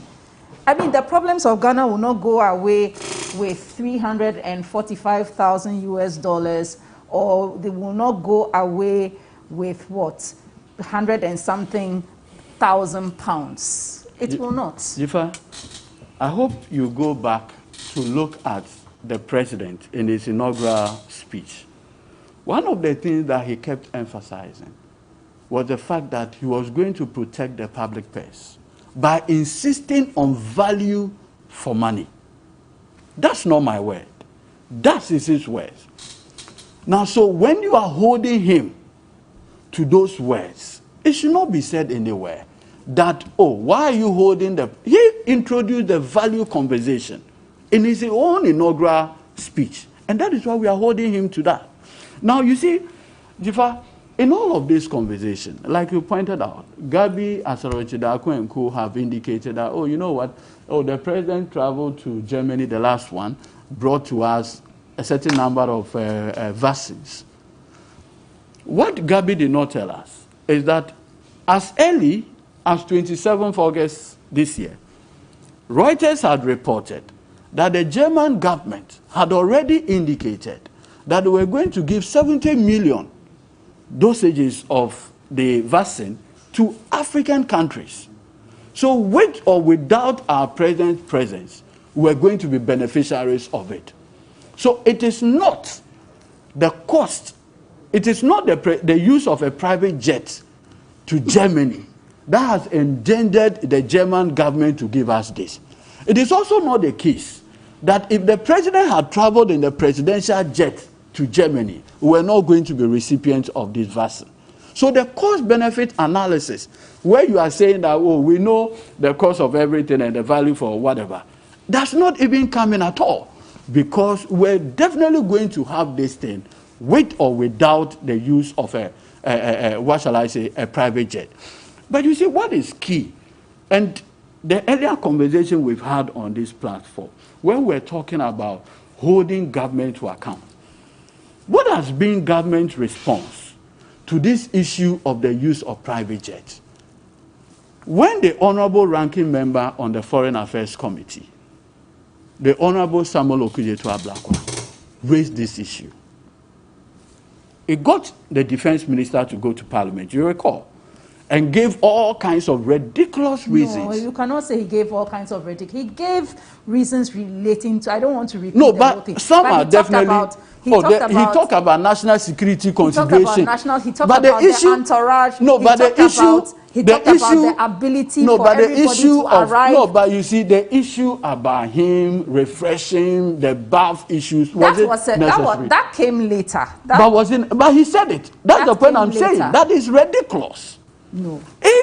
No, you see, you have a presidential jet. If the president has traveled 7-8 hours. Can I? Yes, but should he not freshen up? He talked about freshening up. No, Jifa, come to think of it. If you have a presidential jet fully funded by the taxpayers' money, okay, and you travel, are you saying that national security things are not considered? I'm not saying that. Exactly. So to not give that as a reason for the use of a private jet. He also talked about health and safety. No, but you see, the health and safety thing, the recent private jet that was used, 619 people. How many people travel with the president? The same number. So where was the social distancing? You didn't remodel the plane to suit COVID arrangements. So it cannot be a reason. The point I'm making is that what has been the conduct of this government relative to the issue about this presidential jet? When the Honorable Ablakwa asked the question, you recall that the finance minister first came to Parliament and said he needed time. The next time, they needed time. The subsequent one, when he appeared before the floor of Parliament, he now says that, look, he's unable to provide that information because the national security ought to be doing that. No, he said for national security considerations. No. In fact, to the extent that they are passing the buck, more or less, to national security consideration.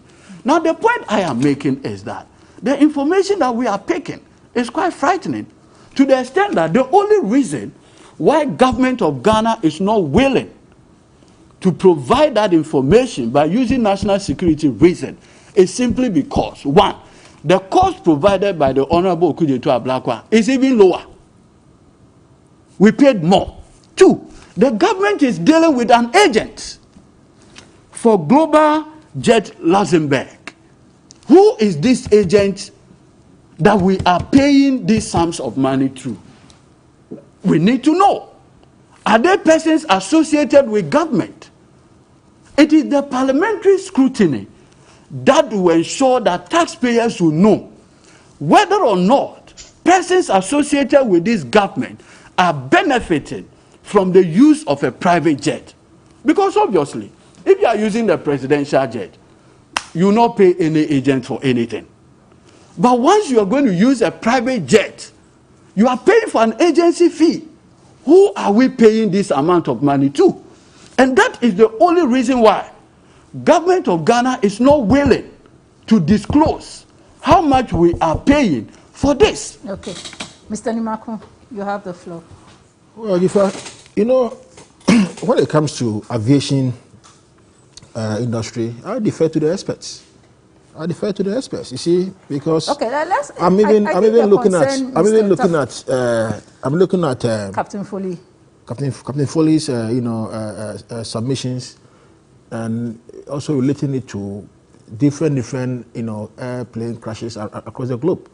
Look, in 2019, we had 737 Boeing Max plane crashing in Ethiopia. You see, which the consideration was that it was due to design flaws, but not because the pilot, didn't know his work. Now, you see, when you are on flight, a lot of things really comes in. Now, Dr. Foley made a very important point that, well, the person who may be manning the aircraft may owe allegiance to another country other than Ghana.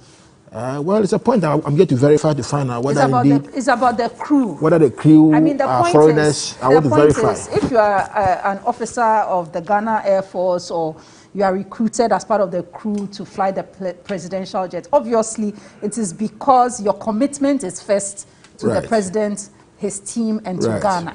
If it's a foreign crew, is that commitment the same?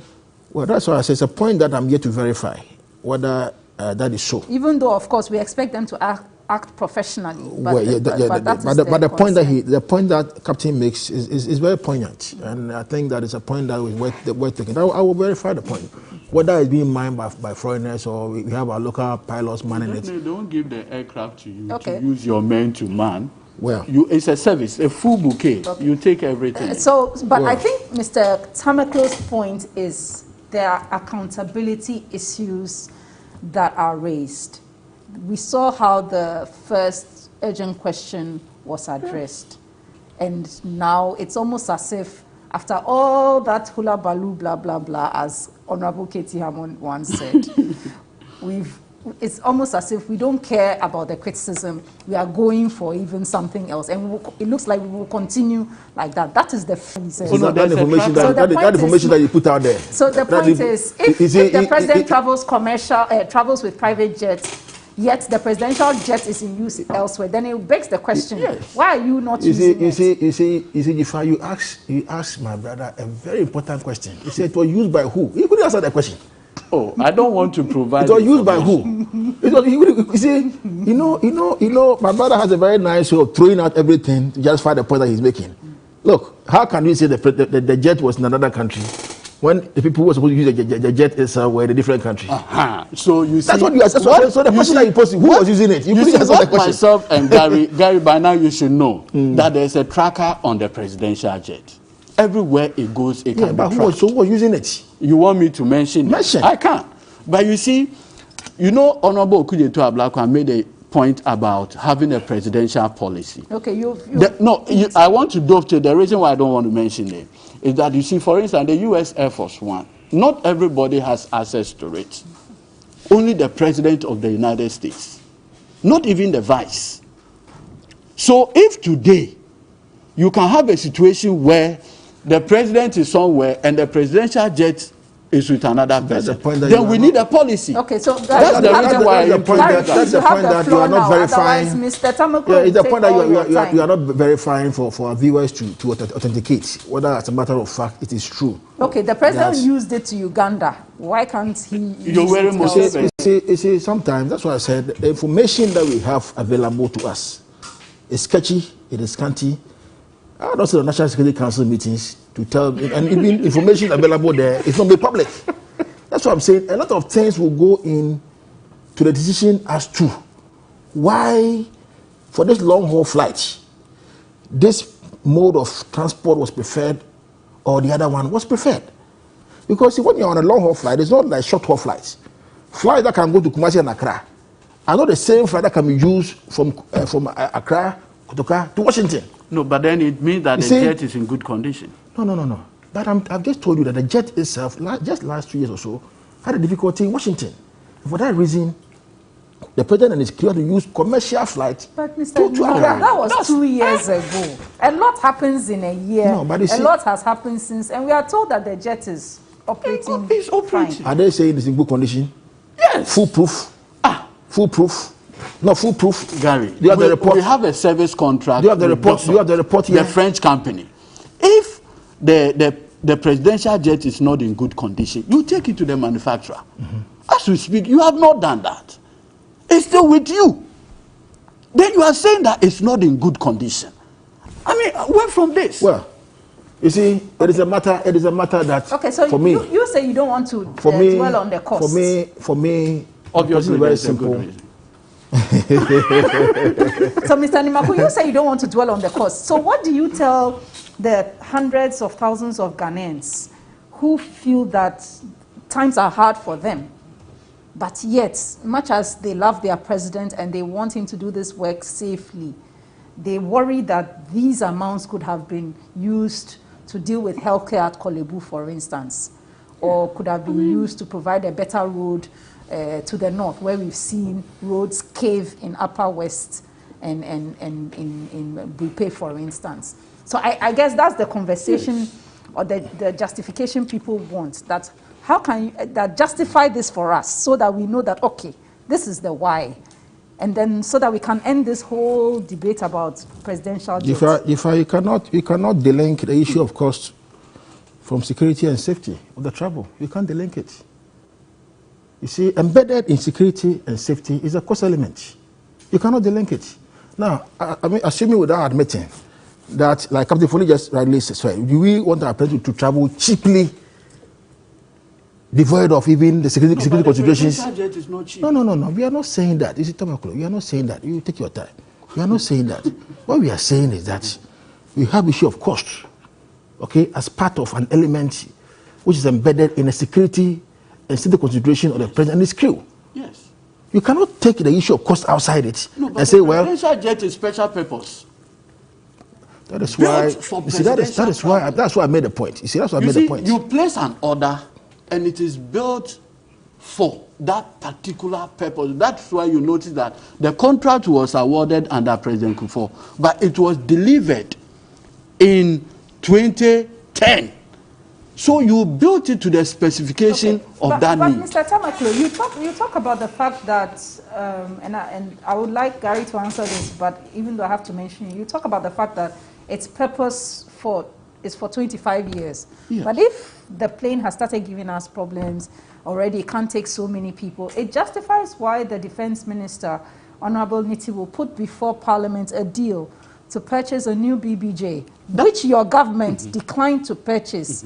Which former President Mahama declined to purchase and was deemed a populist decision because you also didn't want to deal with the cost conversation. You see, already, Jifa, if you recall, by 2007-2008, the issue of this presidential jet had come out very strong. So we made a campaign promise that we are satisfied with the use of one.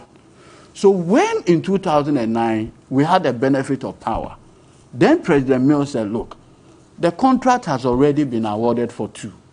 But this one can serve the purpose of presidential travel. And that is how come the other one was not taken. So it is not, if today we are saying that by reason of all the challenges, we need to beef up the presidential jet. We have all for that conversation. That's a different matter altogether. But as we speak, we have a fit and proper presidential jet that the president uses when it pleases him, but uses private jet when it pleases him. That is the conversation and the cost implication. Okay, so Guy, please make your point, then I can turn to Captain Foley. So, I think that by and large, it's a conversation which has started. I think that basically governments, the agents of government, the technicians of the flight, the mechanics, whatever you might call it, if they find it appropriate, should tell Ghanaians the status of this presidential jet. Should tell Ghanaians information that in their view is proper for the public to consume. National security matters cannot be disclosed. It cannot be disclosed to the public. But matters that are of essence for Ghanaians to know as to the status of the aircraft alone, probably they may make it known to the public.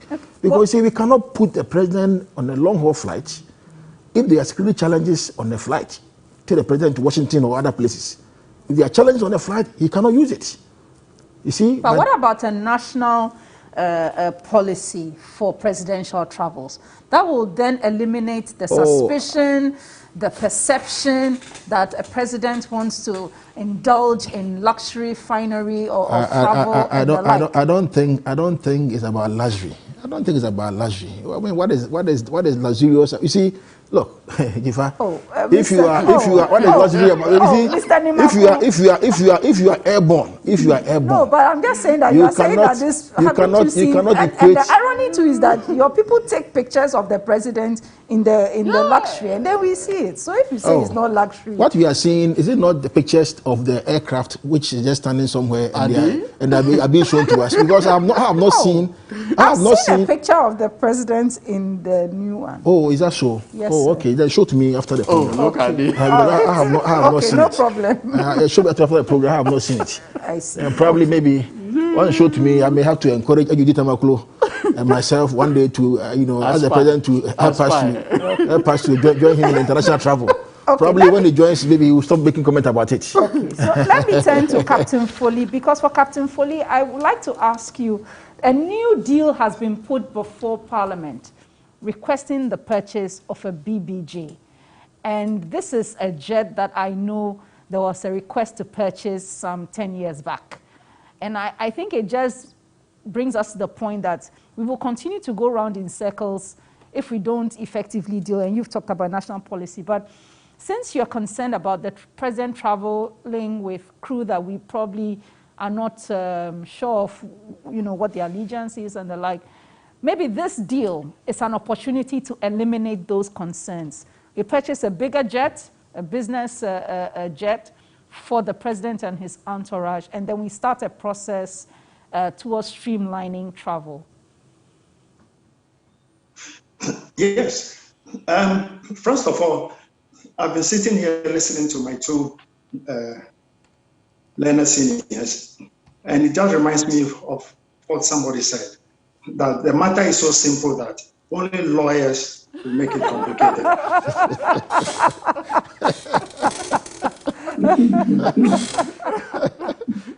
And I'll add to it, only politicians will muddy the waters. Now, what Honorable Okujato Ablakwa proposed or is requesting, I am surprised that we actually don't have a national policy. I said earlier on that this policy should cover when aircraft to be purchased, how long they should be used for. And Honorable Okujato also mentioned something about the possible misuse of presidential jets, which again came up when I think my senior Tamakro said, whilst the president was in Europe, this aircraft was somewhere else. The policy should state clearly who can use presidential jets. Honorable Okujato Ablakwa gave an example of the president, if the president uses, the U.S. president, uses Air Force One outside official trips, he pays for it.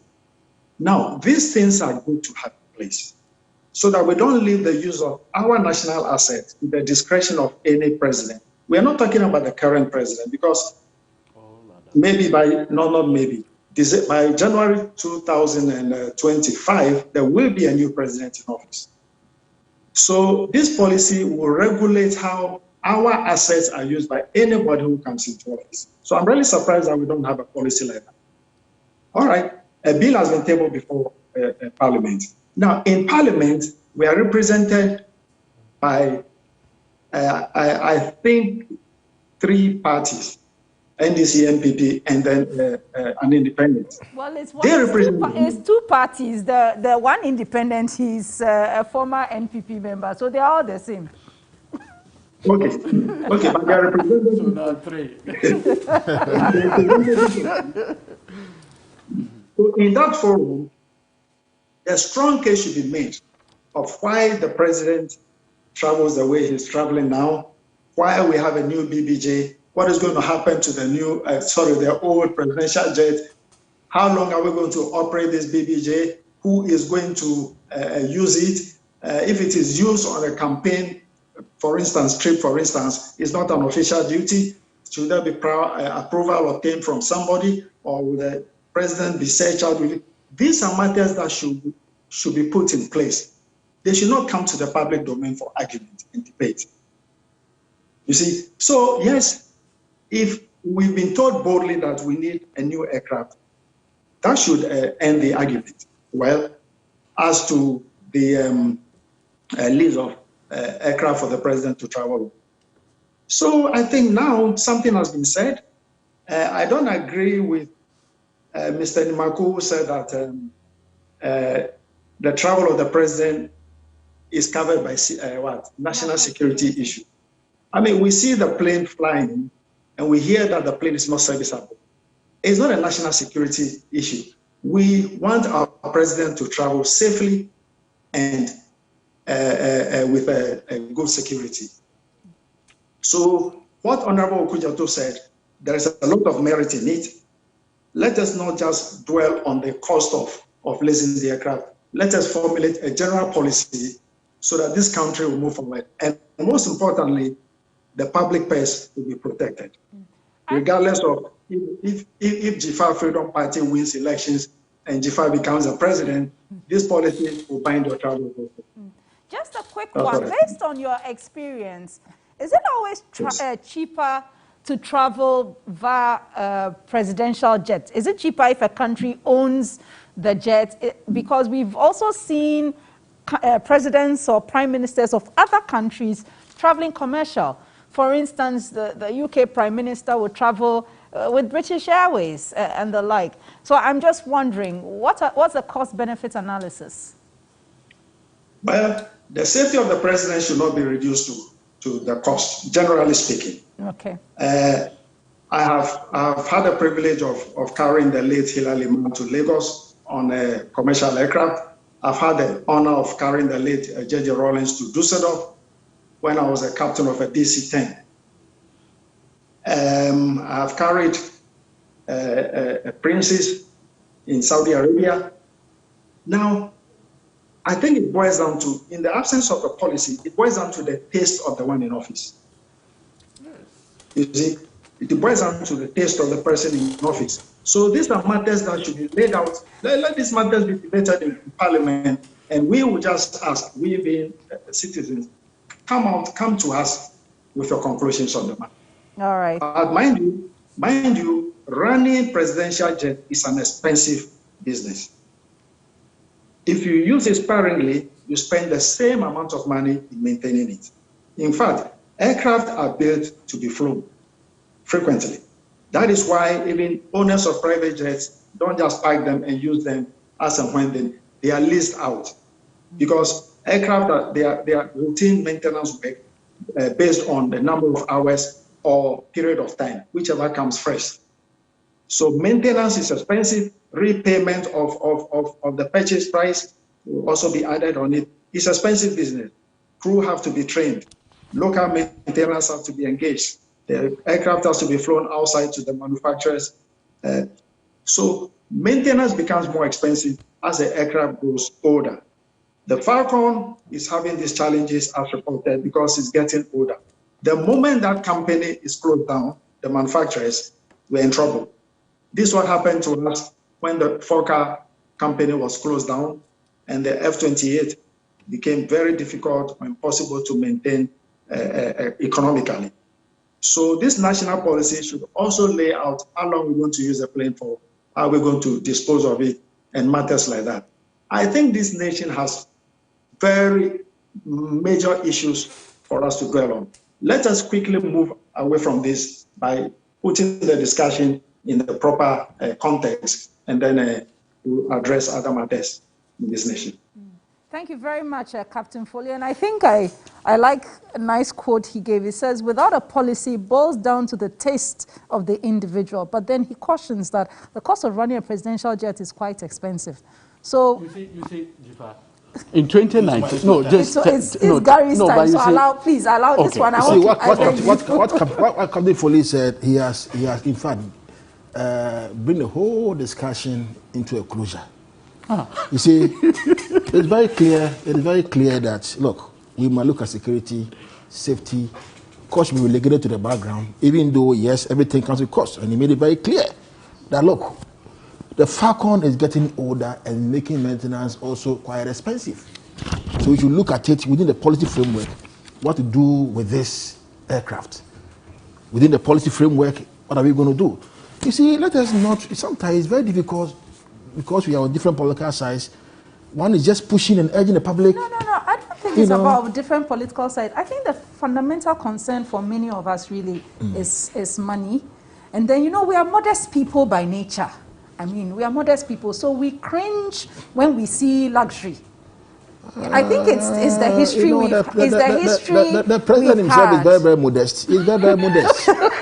And everybody who is following is also very modest. The president, didn't he go to primary school or secondary school? No, but he's very, very modest. Was it in Rolls Royce? You don't see him wearing everyday African wear. Very, very modest. Is the print or the fabric? No, very modest. You see, the fabric. I mean, there's a view that the president was born with a silver spoon. Well, I don't even want to go there. But if you look at the man's own actions and his behavior, his conduct, the way he conducts himself, he's very, very modest. So there's a concern. I think there's just that view about this is luxurious, this is expensive. I think that people don't. I think that what people are now is the pictures that came into the social media.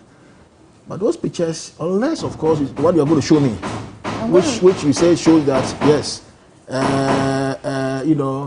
there was a picture taken of him in that particular with a bed with that specific with the specific image that we are seeing on the television. The same flight, is that what you are saying? That's what we are talking. Or something akin to that, maybe something close to that or akin to that. Maybe I'm not too sure, but it is not also the case that, like Captain Foley said, that. The thing is a very simple matter, but lawyers are making it very, very difficult. Okay, all right. Thank you very much, I think Gary. that by and large. I'll come back to you, Eddie. Let's just take a quick break and we'll be right back. Thank you. Who is that person making that noise? They are building some studio, but who told them to do that at this time? These are people. No, they want to bring the roof.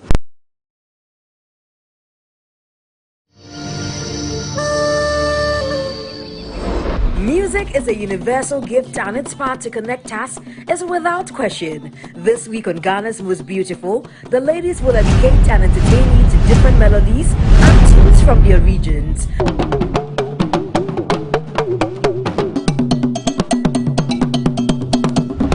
Melodies of our land, just let the rhythm flow.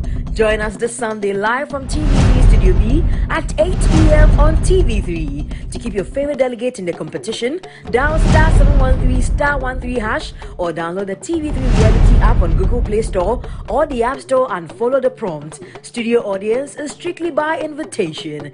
GMB 2021, rediscovering true beauty. Africa, Africa, Africa, Africa, yeah. Banga we go. GMB 2021 shows Sundays at 8 p.m. and repeats Fridays at 3 p.m. and is sponsored by Lavon's Tomato Mix, Camel now from Kerex, Freedom from Casaprecum, GTP, Darling Lemon Drink, Airtel Tigo's Big Time Bundles, Lufat, Deluxy Acrylic Paint, Heaven Black Mosquito Spray and Coil, and Napa Mackerel, Geisha, Close Up, Ayo Insurance, Fun Milk Nutri-Day Yogurt, and supported by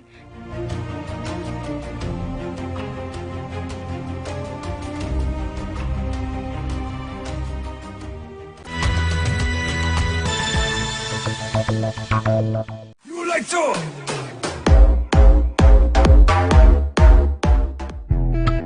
I'll take a one day, my God. Time where I do hustle, now I saw where you did. So we hopping, now each and every day. Every day I be you one can chop. You want to buy, you know one chop. Oh, pesa who baby ready, I will be and say who be it. Let me out of go. Let me out of go. Hey, one you will be. Let me out of go. Let me out of go. True vibe. Let me out of go. Let me out of go. Let me out of go. I've been a boy with a drape, it's a killer feeling vibe, no.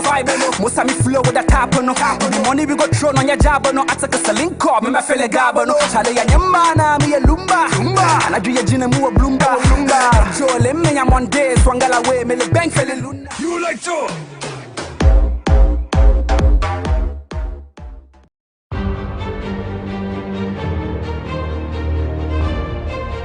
If you've ever been in need of dire help and all hope is lost, the doors are closed, then you understand there's power in the words, how can we help you? These are reassuring words that bring hope to the hopeless and relief to the brokenhearted. Have fun and make money while doing it to help a friend, a loved one, your neighbor, or even your community. Can't see, right? Yeah. What shall I? Compass. There you go. Oh man, how was I supposed to know what you were doing? How can we help you? Let's have fun while making a difference. Proudly brought to you by First National Bank. First National Bank. How can we help you? How can we help you? Show Sundays at 5:30 p.m. on TV3.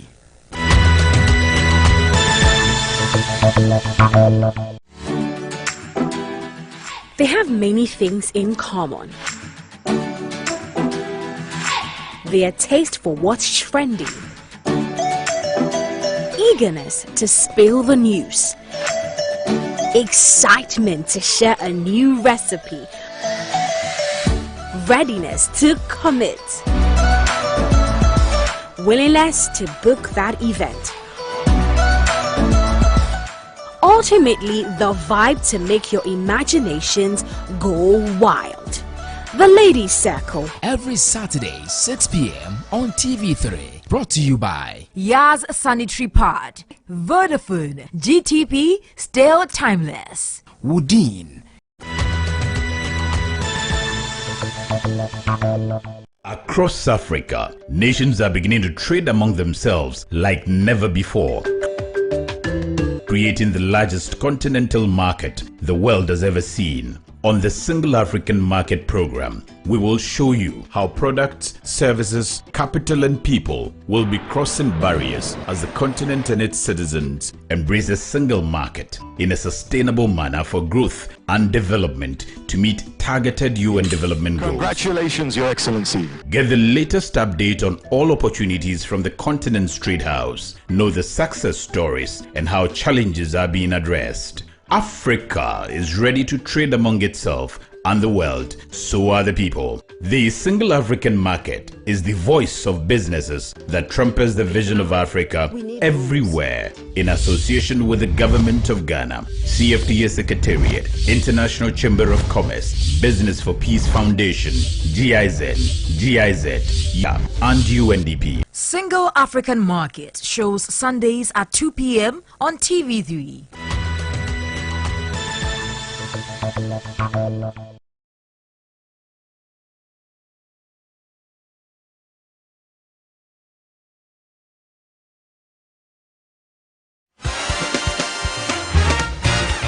Saturday mornings will never be the same again. We will bring you the best mix of sports and lifestyle content on Warm Up Plus. We will interview exciting professionals from different fields of endeavor, including sports and fitness. Give fans an opportunity to show their passion and preview upcoming games. Discuss what's trending in the world of sports and entertainment, give you lifestyle tips, serve you music, exercise, dance, laugh, and have an absolute ball on TV each Saturday. So whether you're a fan or you just like fun, you will absolutely love Warm Up Plus. Warm Up Plus shows live Saturdays at 10 a.m. only on TV3.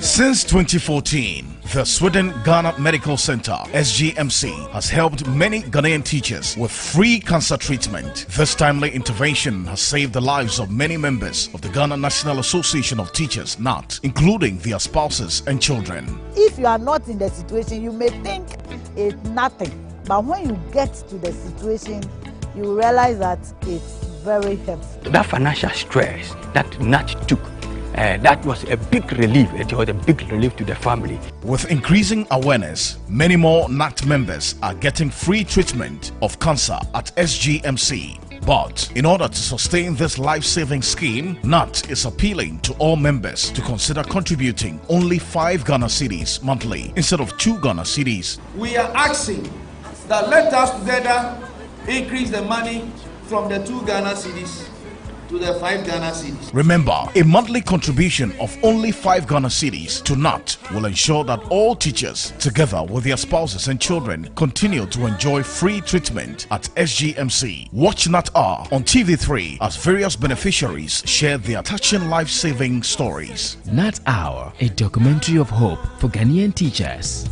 NAT Hour shows Wednesdays at 5:45 p.m. and on Sundays at 1:30 TV3.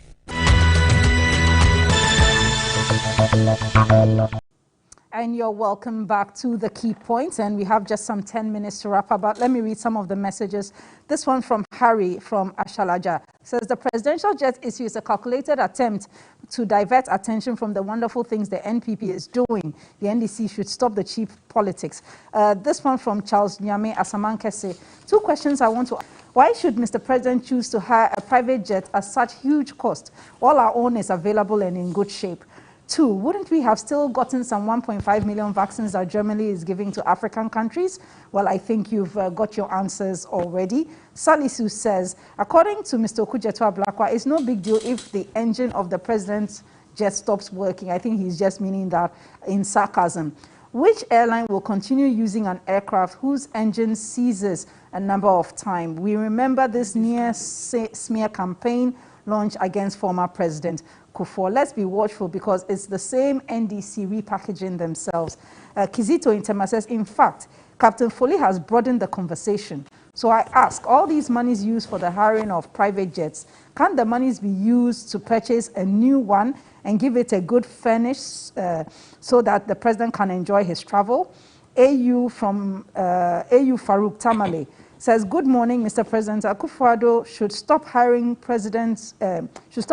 luxury jets, use the Ghana Air Force Falcon jet to travel, but the president is using poor taxpayers' money for luxury jets. So, Eduji, it was you, and then I'll come to Gary and finish with Captain Foley. You see, Jifa, the reason why the minority group has decided to take interest in these jets is that we became alarmed in 2019, whereupon the Chief of Staff's office, government machinery, needed to brief Parliament on how much they have spent on presidential travel so far. So it was in that deliberation that it came out that by January 2019 to September 2019, we have spent 62 million Ghana cedis on presidential travels. So we became alarmed and started probing the numbers, the figures, and where they were coming from. And that is where we are. That's almost about $12 million as of 2019. So we felt that, look, if we do not bring these matters to the public attention, the possibility of the president continuing in this, opulence, I mean, there is no end in sight. And but that are you also being fair to say that the president is, quote and unquote, and I know that's not exactly what you mean, spending this 12 million, because there are different people who travel with the president. No, but sometimes you see, no, I agree. Mm-hmm. Sometimes even when the first lady travels, all this comes under government machinery. But I'm saying that the cost of presidential travel overall was put by the government itself at 62 million. That's January, September. Now, if this within 1 year, in a year, if this becomes a continuous pattern, where we are spending these whooping sums of money on presidential travel, it becomes problematic. And that is why we are raising these issues now. If the conversation is that the presidential jet, as we speak, is faulty, it's not airworthy, and that it has no capacity to move the president from one end to another, come, let us know the state of affairs of that.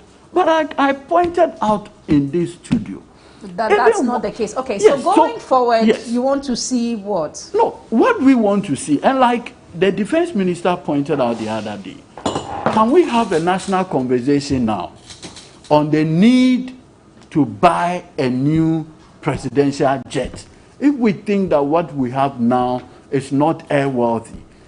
But in the absence of that, and more so, when there are evidence on record, tracked evidence on record, that when the president is using the private jet, the presidential jet is being used. That's why you don't have any evidence. Hold on. But I gave you instances where even the president had to travel for the inauguration of Yoweri Museveni. Okay, so he used the presidential jet. One we know. No, but that's the jet. No, you see, the presidential jet, between myself and Marlene Siniakari, it should be clear that it is something that you can track. Okay, so Gary, your point. Well, I think that basically, listening to my brother Tamaklo, the experts, Captain Foley, and the views expressed by Ghanaians across the length and divide of a political, I would say that let's have a discussion. Let's have a national conversation. Let's have a national policy. If from where we are now, post-independence up to now, do we need a new aircraft? If yes, what should be the procedure for acquisition of a new aircraft? It should be open, transparent, let the public know what goes into all these things, so that it doesn't appear as if maybe somebody thinks that something is shrouded in secrecy along the line. Or people are doing things to suit their taste. Exactly. As for the president, his taste is very minimal taste. No. It's very, very moderate taste. I do not think that we can. No. It's a very moderate taste. Okay, gentlemen. I think the policy, I'll leave you to debate the national policy on presidential aircraft, maybe it's a time for us to look at it and consider it. But by and large, I want to make this point very clear and without any equivocation, that we cannot compromise the security of the president, the safety of the president and his entourage on any international travel or even local travel. We must make that one as paramount and let them look at cost and say just a mere cost alone is enough to say that, well, the president can travel anyhow. No. So let's put all together, open up the discussion, and let's discuss it openly as a nation. Okay. What is best in the interest of the country, to me, is paramount. Okay. A final point for you, Captain Foley. Well, I think my learned colleagues have expressed the two major points. And I think there's a common ground that we must have a national policy. We must have it. And we must try and remove as much of the discretionary allowance given to... I'm sorry? Sorry, I interrupted you. Go ahead. No, I'm saying that we need a national policy to remove as much of the discretionary grounds given to presidential office holders. The purchase of a new presidential jet is not going to be used only by the current president.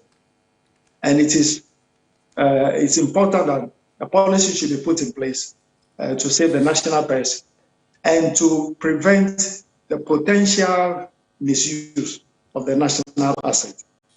I think we should compliment Honorable Ablakwa for bringing this matter up, even though he was dwelling only on the cost. And like I said earlier, the cost aspect should be discussed by others.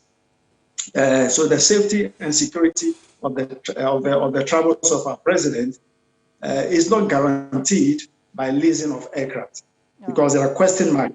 No matter how plush the interior of the aircraft is, we don't know the state of the aircraft, we don't know the composition of the crew. So we shall arrive at this national policy very quickly for the betterment of the nation. Many thanks to you, Captain Foley, and thank you very much to our guests, Edruji Tamaklo and to Gary Nimako. You've been watching The Key Points live from TV3 and on 3FM as well, 92.7, also at 3news.com. I want to say thanks to everyone who sent messages to us, those of you who tweeted at us as well. Thanks very much to our guests, and also earlier we had Mohammed Awal of CDD Ghana joining us. And this is where we bring an end to our program today. It's been very interesting. Join us again next week, Saturday, for another interesting edition. And coming up next is Warm Up Plus. My name is Jifa Bampo. Enjoy your weekend.